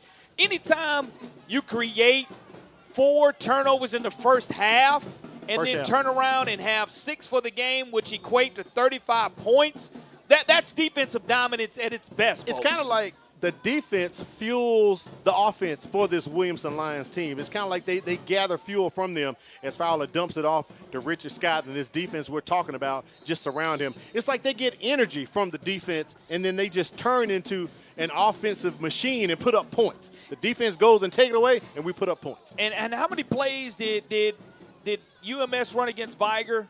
maybe close to 78 or 79. I believe so, yeah. Maybe even 80. Well, tonight they've run 56 plays. That is below the average that Sam Williams told us on the phone. They're normally running 65 to 70, 75 plays a ball game. Nowhere near their average. What you have is credit to the Williamson defense because they created takeaways on first or second down. Really on the second play of the game, they created a turnover. And then you turn around and on your second offensive possession, you turn the ball over again. Yeah, first three, yeah. And then on your third offensive possession, you turn it over again. So you don't get a chance to accumulate time and tempo and touchdowns. And, you know, you do have one of the best kickers in the entire state of Alabama on your roster in Kingston Fan, who made one from 46. But, again, this defense and the great job that the defensive coordinators, Carl Jackson, has done, along with John Mitchell, yeah. along with their head coach, Antonio Coleman, and their offensive coordinators, Marcus Cook and Jamal Henry, and the entire Williamson Lions staff have made the 1 versus 2 matchup next week at Ladd Peebles Stadium a game that is of epic proportions for this community. It will be huge. And I remember growing up, we used to see 15 to 18,000 in the Coca-Cola Kickoff Classic or the Powerade Kickoff Classic to begin the season. Yeah, yeah. Well, we'll see that kind of numbers next week at Ladd Peebles Stadium, and folks will be treated to a 1 versus 2 matchup. And even after that game, to me, those two teams still deserve to be 1 and 2 in the entire state of Alabama in Class 5A. Richard Scott with the catch right there, wrapped up by the Lions as we are under 30 seconds here, getting close to our last snap. Another 4th down opportunity for Max Fowler. Gets it across the middle, hooks up with his buddy Dean Waite. It'll be a 1st down. Got to wait for the call, Al. Wait for the call. Well, they're not gonna stop that clock to wait to move the chains, Corey. That's gonna be the ball game. Rick Johnson and the crew say that is it. 40-10 is our final score as Williamson puts on a completely dominating performance. But I will say this, Corey, 35 points off of turnovers. It's not what you do with them when you get them. It's what you make the most of it when you get them, and they made scoring opportunities out of every situation that they had with those turnovers. Well, I talked about the domination of defensive dudes. Well, folks, you just learned those dudes' names tonight, because if you didn't know it, you better learn it real quickly, because being able to create 35 points off of turnovers is unheard of by a team that averages 75 to 80 plays per game. Now, Williamson, again, averaged 60 points per game, but this was just a phenomenal performance from start to finish by the Williamson Lions here in the jungle. Take a look at the stats here by our crew. Matt Moore and China Powell did a great job tonight putting together the stats. We're going to put them up here for you. These are the stats from the entire ball game, and we'll take a look right there. Total yards, 314 for Williamson. They gave up 152 total yards. Corey, coming into this ball game, they had given up 180 for the entire season.